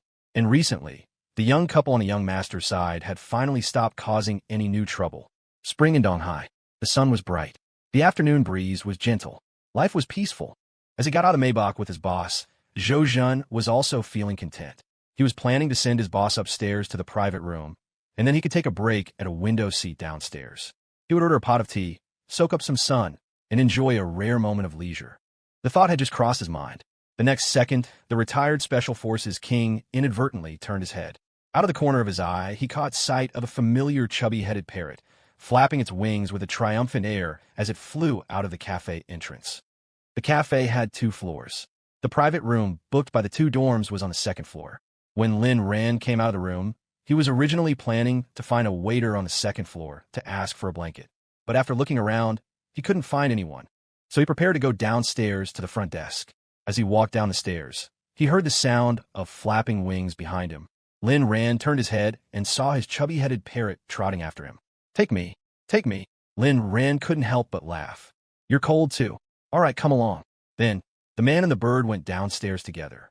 Lin Ran went to the front desk to ask for a blanket. The cafe's front desk staff was very polite, apologizing repeatedly. Sir, I'm sorry. The air conditioning temperature in our private rooms is not easy to adjust. We have blankets. They're in the storage room. Please follow me. I'll get one for you. Lin Ran also smiled politely. No problem, as long as you have one. As they were talking, Heli, perched on his shoulder, was lazily preening its feathers with its beak. It inadvertently looked up and suddenly noticed a birdcage hanging by the entrance. Inside the cage was a canary, its orange-yellow feathers smooth and elegant. The chubby-headed parrot's small eyes instantly widened. It flapped its wings and flew over eagerly. Beauty, come play. Come play. Let's have some fun. Let's have some fun. It flapped its wings, hopping up and down around the cage, fawning over the canary. The staff member was slightly stunned and subconsciously turned to look at Lin Ran. Sir, this parrot is Lin Ran. Never seen it before, don't know it. Has nothing to do with me. The blankets are in the storage room, right? Let's go, I'll go with you. He hastily urged the staff member to leave the scene with him. Having a stupid bird was too embarrassing. And while Lin Ran followed the staff member to the storage room, the chubby-headed parrot was being rejected by the birdcage. To be precise, it had annoyed the canary. Ms. Canary swatted the chubby-headed parrot away with her wing. The disheveled, chubby-headed parrot climbed back up from the ground and flew away dejectedly. It was looking around for its male owner. Suddenly, it saw a familiar black Maybach outside the entrance. Heli's small eyes instantly lit up. Whoa, the parrot lord's noble steed. It immediately flapped its wings again and flew out excitedly. And so, the next second, a bird shadow zipped out the door, landing precisely and steadily on the hood ornament of the black Maybach. It flapped its wings with practiced familiarity, letting out an excited and loud squawk. Giddy up, giddy up, giddy up, the Maybach? Question mark. A certain retired Special Forces king. The air seemed to freeze in that moment. Seeing the familiar parrot, and seeing it land so brazenly on the Maybach's hood ornament, letting out that familiar, loud squawk, Zhou Zhun recognized it immediately. And then, the mind of the experienced retired Special Forces king, who wouldn't flinch even if Mount Tai collapsed before him, went blank with a roar. 1 second ago, he was happily planning his wonderful, leisurely afternoon. The next moment, he was in a state of shock, as if 1,000 alpacas were stampeding through his mind. Zhou Zhun almost suspected there was something wrong with his eyes. How is this damn bird here? At that moment, a certain chairman of Junsheng had already opened the door of the back seat and gotten out. He looked up and saw the chubby-headed parrot on the front of his Maybach. Su Changyin was stunned, a look of surprise on his face. Where did this parrot come from? Zhou Zhun hastily came to his senses, quickly turning to face his boss, trying to control his expression and remain calm. I'm not sure. Probably one the cafe keeps. Before he could finish, Heli on the Maybach's hood ornament recognized the retired Special Forces king and immediately flapped its wings, flying over happily. Big bro, big bro, big bro. Su Changyin looked intrigued, curiously sizing up his trusted subordinate and the chubby-headed parrot that had landed on his shoulder. This parrot, it's quite friendly, huh? The retired Special Forces king was about to break out in a sweat. He swatted the chubby-headed parrot off his shoulder and tried to explain calmly. Yes, the shop must have raised it well. As he was speaking, the dazed, chubby-headed parrot that had been swatted away flew back. Big bro has great skills. Big bro has great skills. Su Changyin grew even more puzzled. Why do I feel like it's particularly fond of you? Speaking of which, the cafe raises a parrot, but doesn't keep it properly, just lets it fly around outside. Zhou Zhun was also stunned for a moment. Right, why would this damn parrot be here? Shouldn't Miss and Lin Ran or that damn Qianlu Jin be keeping this parrot at home? Suddenly, a flash of insight. A terrifying suspicion that he should have thought of earlier slowly surfaced. Unless, at that very moment, inside the cafe, a certain person who had just returned from the storage room with a blanket was walking back to the front desk with a staff member. This scene was clearly captured by Zhou Zhun, who had subconsciously turned to look. Outside the cafe in the afternoon, in front of the Maybach, the esteemed retired Special Forces king used all the knowledge he had accumulated in his life to rack his brain and compose a long speech of gratitude and praise for his boss. Chairman Su was very moved. Little Zhou, that's very thoughtful of you. He patted his trusted subordinate's shoulder, then added earnestly, but next time you want to thank me, we can sit down and talk. Always thanking me like this. It makes us seem a bit too intimate. Zhou Zhun was stunned for a moment, then realized and quickly apologized, releasing his boss from the wall-slam embrace of his sturdy arms. At the same time, he covertly glanced into the cafe, confirming that a certain person had already gone upstairs with the blanket. He finally let out a sigh of relief. Su Changyan straightened his collar and smiled at his trusted subordinate. "All right, let's go in." With that, he took the lead and walked into the cafe. Zhou Jin quickly followed. While his boss was at the front desk talking to the staff about a private room, he quickly took out his phone and sent a text message to his young miss. A reply came back quickly. Still the familiar multimedia message. The familiar photo. The familiar girl facing the camera with a calm expression, making a sharp, throat-slitting gesture, accompanied by the familiar, concise text, "Take care of him." The retired Special Forces King's scalp tingled. Just then, his boss had booked a private room and turned to see his subordinate's strange expression. "What's wrong?" Zhou Jun forced himself to remain calm. "And nothing. It's just a trivial matter. The young master wants me to take care of the big boss." Completely unaware that his precious daughter was plotting against his life, Su Changyan nodded casually, not probing further, and gave an order to his subordinate. "The room is booked. You can wait downstairs. I'll go up by myself." Zhou Jun was about to subconsciously nod when a jolt of alarm went through him. He blurted out anxiously, "No." Su Changyan, who was about to walk toward the stairs, was stopped in his tracks. He turned around with a questioning look. "No? What's no?" A certain retired Special Forces King was about to break out in a sweat. His mind raced, and in a moment of inspiration, he came up with a reason. "I'll go with you. In case there's danger." Su Changyan was stunned, then couldn't help but laugh. "You've been a soldier for too long, still so cautious. What danger could there be in a cafe?" Zhou Jun persisted stubbornly. "Protecting you is my job, just in case." Su Changyan was moved again. Looking at his trusted subordinate, he said with some emotion, After all these years, you're still so dedicated. All right, let's go up together." With that, he prepared to walk toward the stairs again. Zhou Jun sighed in relief and was about to follow. Suddenly, he faintly heard a voice from upstairs. "Helly? Helly." The voice came closer, accompanied by footsteps.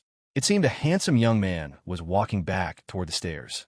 Su Changyan hadn't heard clearly yet, but a certain former ace scout of a retired soldier had already keenly caught the movement upstairs. In an instant, Zhou Jun's heart rate shot up to 360. Without thinking, he reached out and grabbed his boss. "Chairman Su, don't go up yet." Su Changyan was pulled back, nearly coming face to face with Zhou Jun. When he came to his senses, he was utterly bewildered, looking at his trusted subordinate. First, he wouldn't let him go up alone. Now, he wouldn't let him go up at all? The retired Special Forces King swallowed hard and, in his panic, quickly came up with another excuse. Your cigarettes are missing. They're in the car. You go get them. I'll go up and check the room for you." Su Changyan was stunned, then subconsciously nodded. "All right, my friend also likes my Furong Wang cigarettes." Seeing the footsteps upstairs getting closer, the anxious Zhou Jun nodded quickly. Yes, then you should hurry. Don't delay." Chairman Su was confusedly urged to turn and leave the cafe. Without time to breathe a sigh of relief, Zhou Jun rushed up the stairs, taking 2 steps at a time. He looked up and saw Lin Ran walking down toward him. Lin Ran also saw Zhou Jun at this time, a look of surprise on his face. "Uncle Zhou, what a coincidence. What are you doing here?" Before he could finish, Zhou Jun, wiping away sweat, quickly interrupted, "Oh, it's nothing. I was just passing by to wipe my butt. No, I mean to have a meal. W, what are you doing downstairs?" Lin Ran casually explained. "Helly flew downstairs just now. I'm looking for it." He was about to continue downstairs. Helly. In the next second, a certain retired Special Forces King blocked his way. "Don't. Teach, this is a small matter. You don't need to trouble yourself. You go upstairs first. I'll help you." Lin Ran started to laugh. "It's fine. I can find it myself." As he was speaking, he happened to see the chubby-headed parrot perched on a beam on the first-floor ceiling. "Hey, I see it. How did it fly so high?" Helly, come back. He was about to walk downstairs. Before he could finish, a figure suddenly flashed before his eyes and disappeared. In the next second, a certain retired Special Forces King suddenly launched himself into the air with astonishing jumping power, leaping 2 meters high, pushing off the wall to go even higher. He reached out and grabbed the chubby-headed parrot from the beam before it could react. Helly! In the next second, the sweat-drenched Zhou Jun was already holding the still-dazed, chubby-headed parrot and handing it back to a certain person. "It's back." Lin ran. He subconsciously took the chubby-headed parrot and was about to thank Uncle Zhou. but the retired Special Forces king was already hastily pushing him upstairs. You're welcome, you're welcome. It's nothing, we're family. All right, you and Miss have a good meal. If you need anything, just give me a call. No need to come out yourself. A certain person was thus confusedly pushed upstairs. And watching Lin Ran go back upstairs and disappear from sight, the retired Special Forces king let out a long sigh of relief, feeling as if he had just survived a great disaster, a narrow escape from death. At the same time, in the private room on the second floor, Lin Ran had just pushed the door open, casually tossed the chubby-headed parrot aside, and then returned to his girlfriend's side, a thoughtful expression on his face. Su Qingyan looked at her little boyfriend. What's wrong? Lin Ran shook his head. Nothing, I just ran into Uncle Zhou downstairs. Su Qingyan raised an eyebrow, her expression unchanged. Really, what a coincidence. Lin Ran hummed in agreement, paused, frowned in thought, and then looked up at Su Qingyan. I feel like, is it possible that your dad is here too? Lin Ran's guess was well-founded. On one hand, he knew that the retired Special Forces king was the Su family's dedicated driver and the personal bodyguard of the Junxing chairman. He was usually inseparable from his future father-in-law. On the other hand, when he saw him at the staircase just now, he felt that Uncle Zhou's expression and state were a bit strange. Although he looked calm, his eyes seemed to be constantly trembling.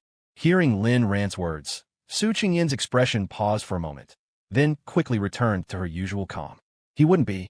He's very busy usually. He doesn't have the time to come to a place like this. Lin Ran nodded, but he still felt a little doubtful and couldn't help but ponder if his future father-in-law really was here. As the future son-in-law of the Su family, should he go and say hello? Once this idea took root, it was hard to shake. In the private room, his friends were still eating, drinking, and chatting cheerfully. The atmosphere was great. But a certain person's thoughts had already drifted outside, constantly wondering if his girlfriend's father was also in this cafe. The esteemed chairman of Junsheng, a name that had been legendary in his previous life. But the man had always been low-key, rarely giving interviews, so he had never seen him in person. In his previous life, they belonged to different worlds. In this life, they were destined to be connected because of his girlfriend. Lin Ran himself was a little conflicted. It wasn't that he was afraid of the man's billions and his prestigious title as the Junxing chairman. It was purely a sense of guilt for stealing his precious daughter and having to meet his father-in-law.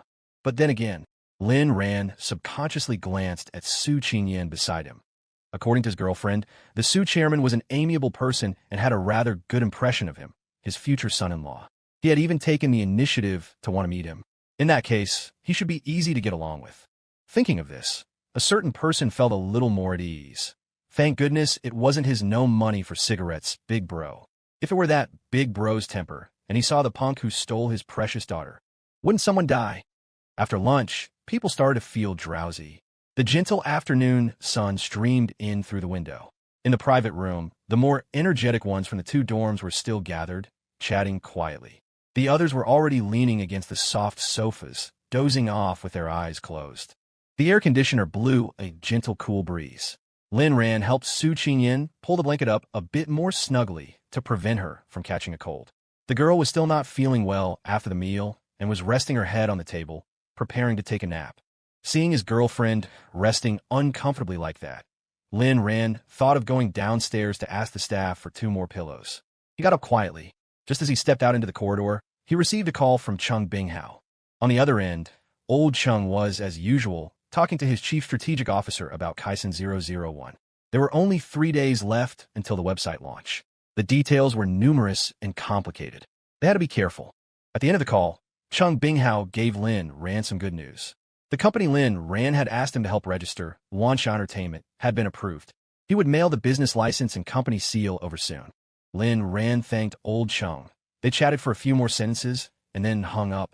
After putting his phone away, Lin Ran was about to continue downstairs to the front desk to get the pillows. But something made him stop. Standing in the corridor, looking at the closed doors of the private rooms, his previous thought resurfaced. His future father-in-law. Could he be here? But this was just his own guess, and there was no way to confirm it. With so many private rooms, he couldn't just push open each door and ask, "Excuse me, are you my future father-in-law?" Shaking his head, Lin Ran came to the staircase and was about to go down. Suddenly, he heard footsteps from the far end of the corridor, getting closer. Lin Ran subconsciously looked up. The moment he saw the person, he was stunned, a look of surprise on his face. Big bro. Su Changyan, who was just coming out of private room, was also stunned. He recognized Lin Ran, and his face lit up with surprise. Whoa, little bro. A certain retired Special Forces king had taken every precaution, but he still couldn't prevent it. Father-in-law and son-in-law, times. Big bro and little bro, square root.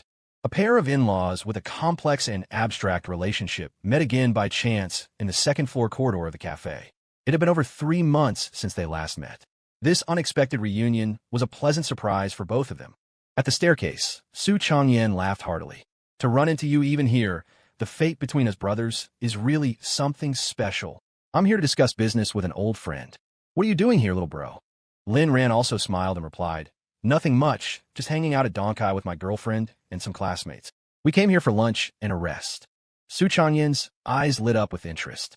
Your girlfriend is here too? He still remembered his little bro bragging about how beautiful his girlfriend was. It really made him a little curious. Just how beautiful could a Taiju be? Lin Ran nodded, then explained with some embarrassment. She's not feeling well today and is resting now, so it's not convenient for her to meet people. Su Changyan understood and nodded. I see. No problem. Her health is more important.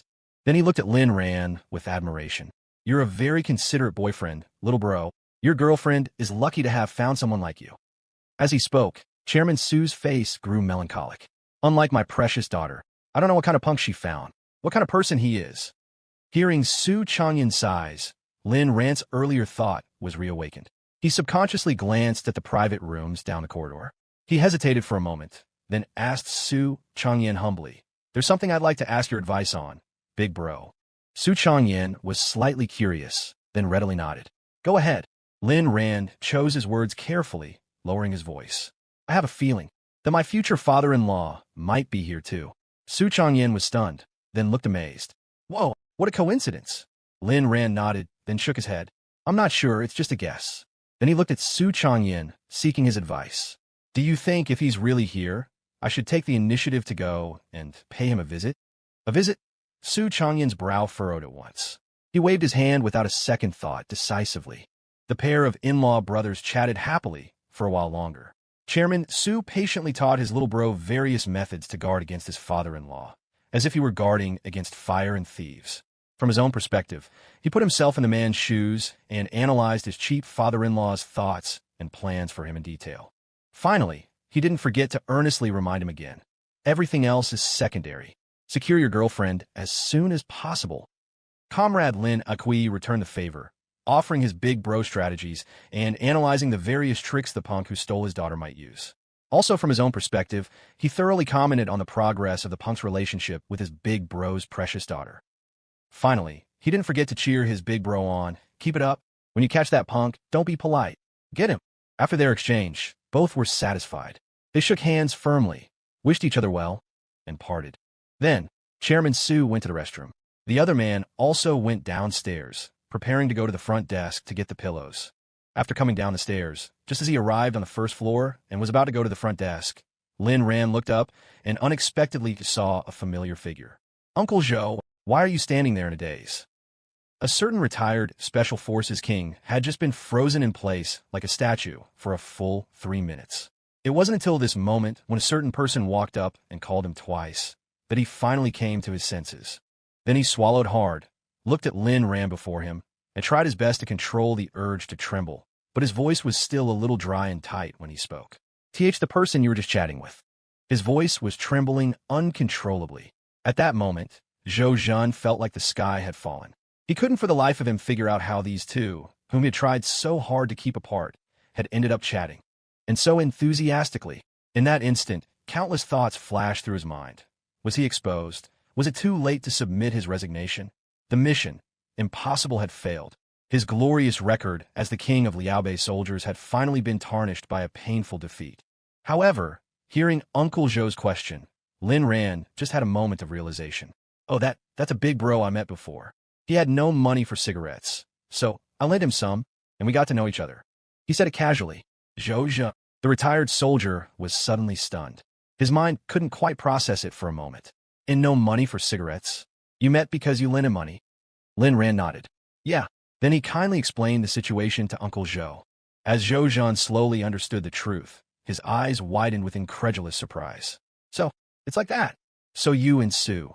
No, and then no money for cigarettes, big bro. Met by chance and hit it off right away. Lin Ran nodded happily in agreement, smiling as he replied, yeah, we get along really well. You could say we're friends despite the age gap. Hey, Uncle Zhou, why are you suddenly smiling so happily? Zhou Zhun came to his senses and quickly composed himself. In nothing. I am happy for you. More than happy. At that moment, the retired Special Forces King was ecstatic. A winding path reveals a bright new world. The terrifying scene he feared most had not happened. The big boss and Lin Ran had met by chance, and not only that, they had a good relationship and hit it off right away.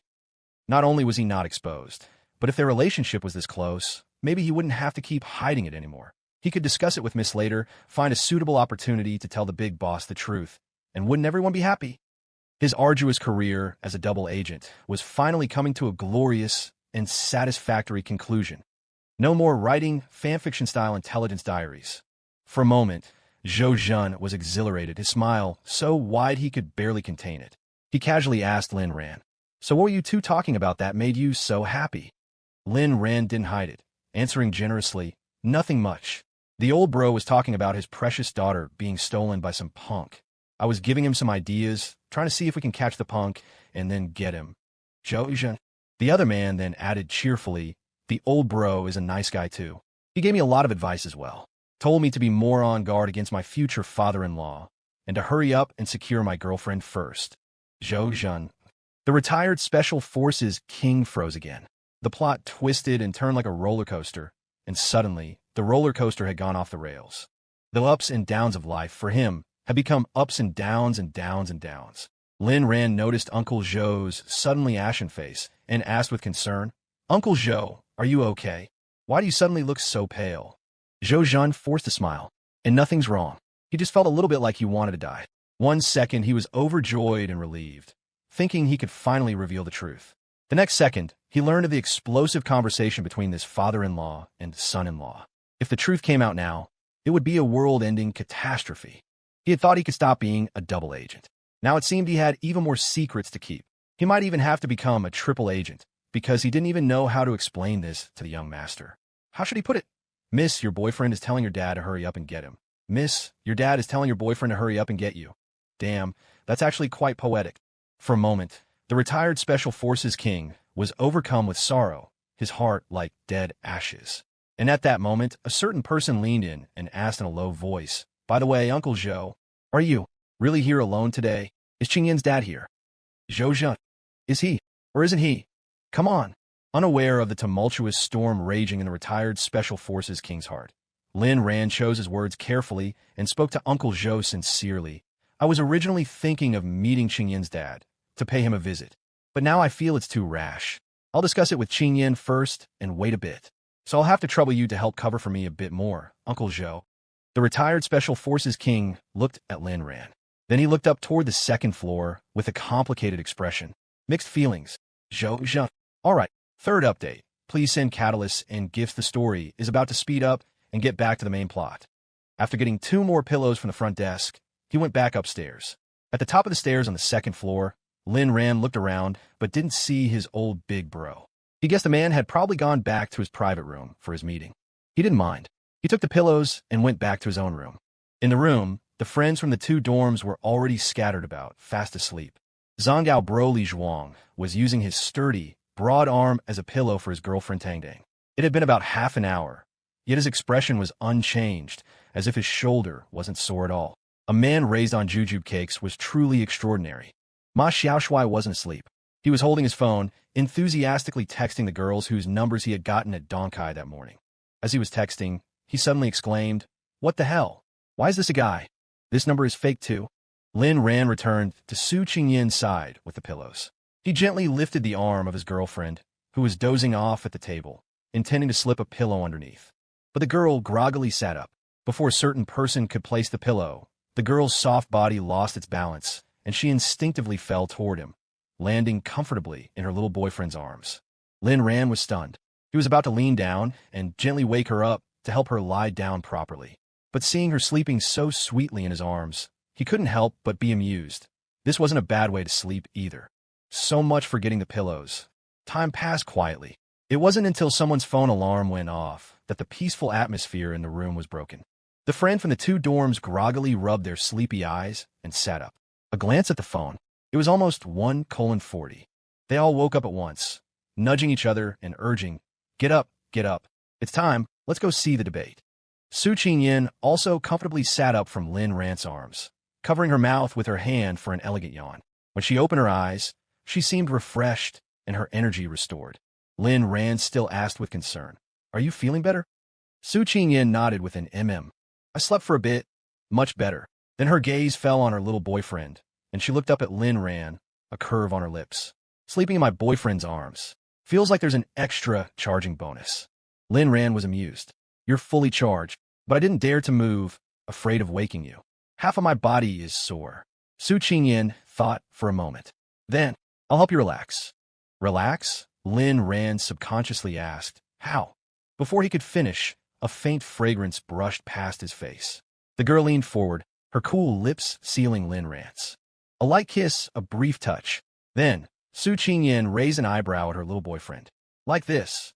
Lin Rand smacked his lips, feeling the sweetness. A good way to relax. Then he added, still wanting more, not relaxed enough.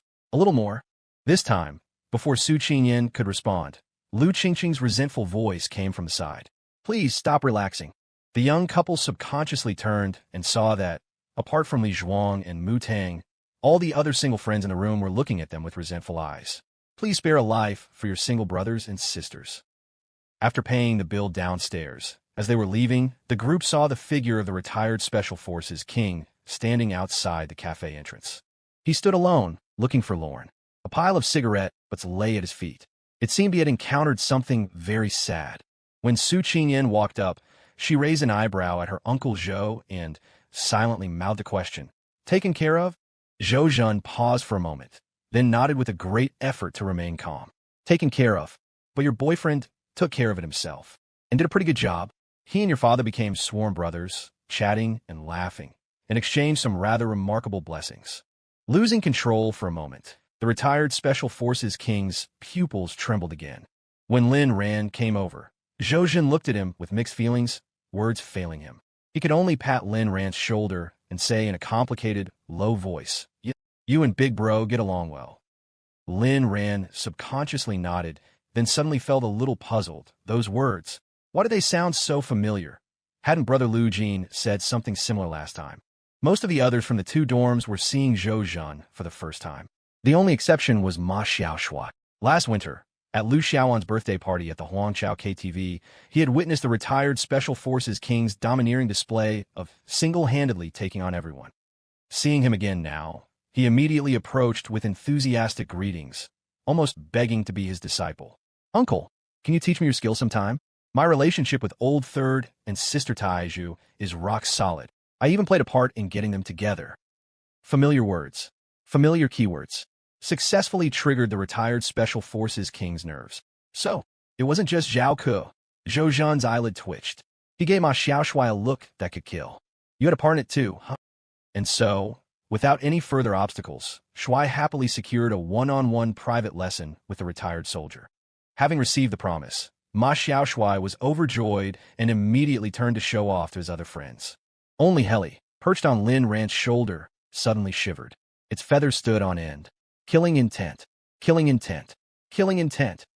At 2 p.m. sharp, Lin Ran and the others arrived at the Zhebei Cup debate competition venue on the Donghai campus, just in time for the final to begin. Donghai University versus Donghai University of Finance and Economics. The debaters from both teams were familiar faces, having met last week in the semifinals at Dongda's lecture hall, where they had witnessed each other's eloquence and style. However, the semifinals were held at Dongda. This time, it was Dongsai's home turf. So, during the team introductions, when Enlon from the Donghai debate team gracefully stood up and smiled at the judges and audience below, saying, "Hello, everyone." Third speaker for the opposition, Enlon. The moment she finished speaking, the entire audience erupted in a deafening roar of cheers and screams. Enlon, Enlon, goddess, Donghai number one, Donghai number one. The scene startled the friends from the two dorms in the back rows of the audience. Lu Qingqing couldn't help but exclaim with admiration, Baozi's popularity at Donghai is just insane. It's almost like Qing Yin's at our dongda. Beside her, Ma Xiaoshuai nodded in agreement. Indeed, then he added righteously, of course our sister Taiju is still a cut above. These words reached the ears of the Donkai students in the front rows, who were immediately displeased. What do you mean a cut above? As he spoke, he turned to look at them unhappily. Our senior in Lan's looks and charisma. She can dominate anywhere in Donghai. In the next second, his gaze inadvertently swept over Su Qingyin sitting beside them. He gasped in shock, stunned. Holy crap. His eyes had been opened. There really was someone who got us and couldn't dominate. Today's Jubei Cup final was a policy debate. The topic was, should the country implement a comprehensive free healthcare policy? It wasn't as simple and down-to-earth as the campus romance topic from the semifinals, but it tested the debaters' skills, eloquence, and critical thinking even more. Both Dongda and Donkai teams had top-notch debaters, were well-prepared, and were evenly matched in terms of strength. The audience below would sometimes fall into deep thought, and sometimes burst into applause and cheers. Of course, more than half of the applause and cheers were for Lan, the third speaker for the opposition, whenever she stood up to speak. Today's Lan was not only dressed charmingly, but her speech was also calm and composed. With a smile, she effortlessly dismantled the opponent's arguments and always found an opportunity to present her own, quickly helping her team solidify their position. The talent and charm she displayed truly befitted the title of Dongsai's Campus Belle for 3 consecutive years. In the end, although Donkai lost to the Dongda debate team by a single vote, Lan, as the best performer of the entire competition, was unanimously awarded the title of Best Debater of the Jubei Cup. When the competition was declared over, Lan was not discouraged. She still smiled gracefully and bowed to the audience. The audience erupted in thunderous applause and cheers. Although the Donkai students had lost the Jubei Cup championship on their home turf, at that moment, they couldn't help but feel proud and show off. Look, that's our Goddessin. Our debate team lost, but Goddessin didn't. Among all the universities in Donghai, who can compete with the #1 campus belle, who is both talented and beautiful. In the next second, they saw a certain goddess and cheerfully running toward Lin Ran and Su Qingyin in the audience. How was it? How was it? Did I do okay? Praise me. The Donkai students watched in stunned silence as their campus goddess joyfully ran to the back rows of the audience. She came before a man and a woman, looking like a proud little puppy asking for praise. At first, their view was blocked, and the Donkai students only saw Lan seemingly talking to a boy. They were all shocked. Wait, who is this guy? Everyone knew that goddess and was approachable and easy to talk to, but that was always a polite and courteous gesture. Such an undisguised display of intimacy was something they had never seen before. The Donkai students were uncertainly sizing up the man in front of Lan. Finally, their gaze swept to the girl beside him. There's a girl too? Their gaze shifted over. The moment they saw the girl's face clearly, everyone was stunned again. Just a moment ago, they thought their goddess and was already the most beautiful and graceful. But this suddenly appearing girl, not only was her beauty and charisma on par with Goddessin, her cool and stunning aura was even more superior. Whose general is this? The shocks the Donkai students received today were destined to not end there. When someone mustered the courage to approach Goddess and carefully inquire about the man and woman beside her and their relationship with her, and Baozi's eyes rolled, and a mischievous curve appeared on her lips. Then, in front of everyone's almost petrified gazes, she intimately linked arms with Lin Ran and Su Qingyin, one on each side, and smiled sweetly. These two, the three of us, were a family. The Donkai students were bewildered. A family? Lan nodded generously and added with a smile, that's right, the kind that lives a sweet, happy, and loving life together. A family. Sweet, happy, and loving life together. Looking at the one man and two women before them, and subconsciously imagining certain scenes not allowed by Rotten Tomatoes based on these keywords. A group of Donkai students felt as if their world was collapsing. What the hell is this? Their campus goddess, who no one had dared to pursue for 3 years, and another top-tier cool and beautiful fairy, were both living with this one man. What kind of science fiction novel is this? Is there no justice in this world? A certain Baozi was getting more and more into it. Oh, it's nothing to be surprised about. It's a custom in our Yunnan. Ow, ow, ow. Sister-in-law, be gentle, be gentle. Halfway through her sentence, and Baozi's ear was pinched by a familiar slender hand. She immediately let out a string of yelps and pleas for mercy. I wasn't wrong. We are a family. I'm your most loyal little sister-in-law. Su Qingyin raised an eyebrow. That's true. Then the girl added calmly. since I've already started pinching. Pinching a little longer won't hurt. Your and your brother's ears feel quite good to pinch." As she spoke, she pinched her best friend and little sister-in-law's ear, leading her out amidst Baozi's yelps.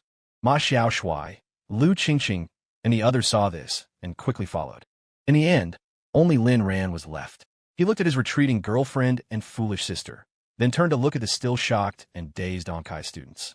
A certain person rubbed his hands awkwardly. "Sorry, a little family matter. Embarrassing ourselves. With that, he also quickly turned and ran. No time to explain. Yunnan could take the blame. If I don't leave now, I feel like I'm going to get beaten to death. The group came out of the debate lecture hall. It was just past 4 o'clock. It was still early. No one was hungry yet. As the host, Amlan enthusiastically suggested they go shopping in the nearby commercial street. Donkai was in the city center, and the surrounding commercial districts were much livelier than the desolate area around Dongda's old campus. The girls' eyes lit up at the suggestion, and they eagerly agreed. The boys' opinions didn't matter. They could just carry the bags. Shopping was indeed a hobby and talent exclusive to girls. When the guys from dorm 520 were already carrying large and small bags, so tired they could barely breathe, and looked ahead, they saw the girls chatting and laughing happily, tirelessly heading into the next accessory shop. It was truly baffling. Such delicate and slender legs, usually complaining of tiredness after walking a short distance to the school convenience store and gasping for breath after running 800 meters for a fitness test. How could they walk so briskly when shopping? They should all be sent to the Beijing Olympics to participate in the race walking event and win a gold medal for the country. Lin Ran was also carrying large and small bags, following behind the girls. At that moment, his phone rang. He looked at the screen. It was the freeloading bro, Wei Xiao again. He answered the call, and the voice of the eldest grandson of the Wei family came through the receiver. He seemed to have recovered now, and started with a torrent of apologies. Thumb under thumb found 171. Nines.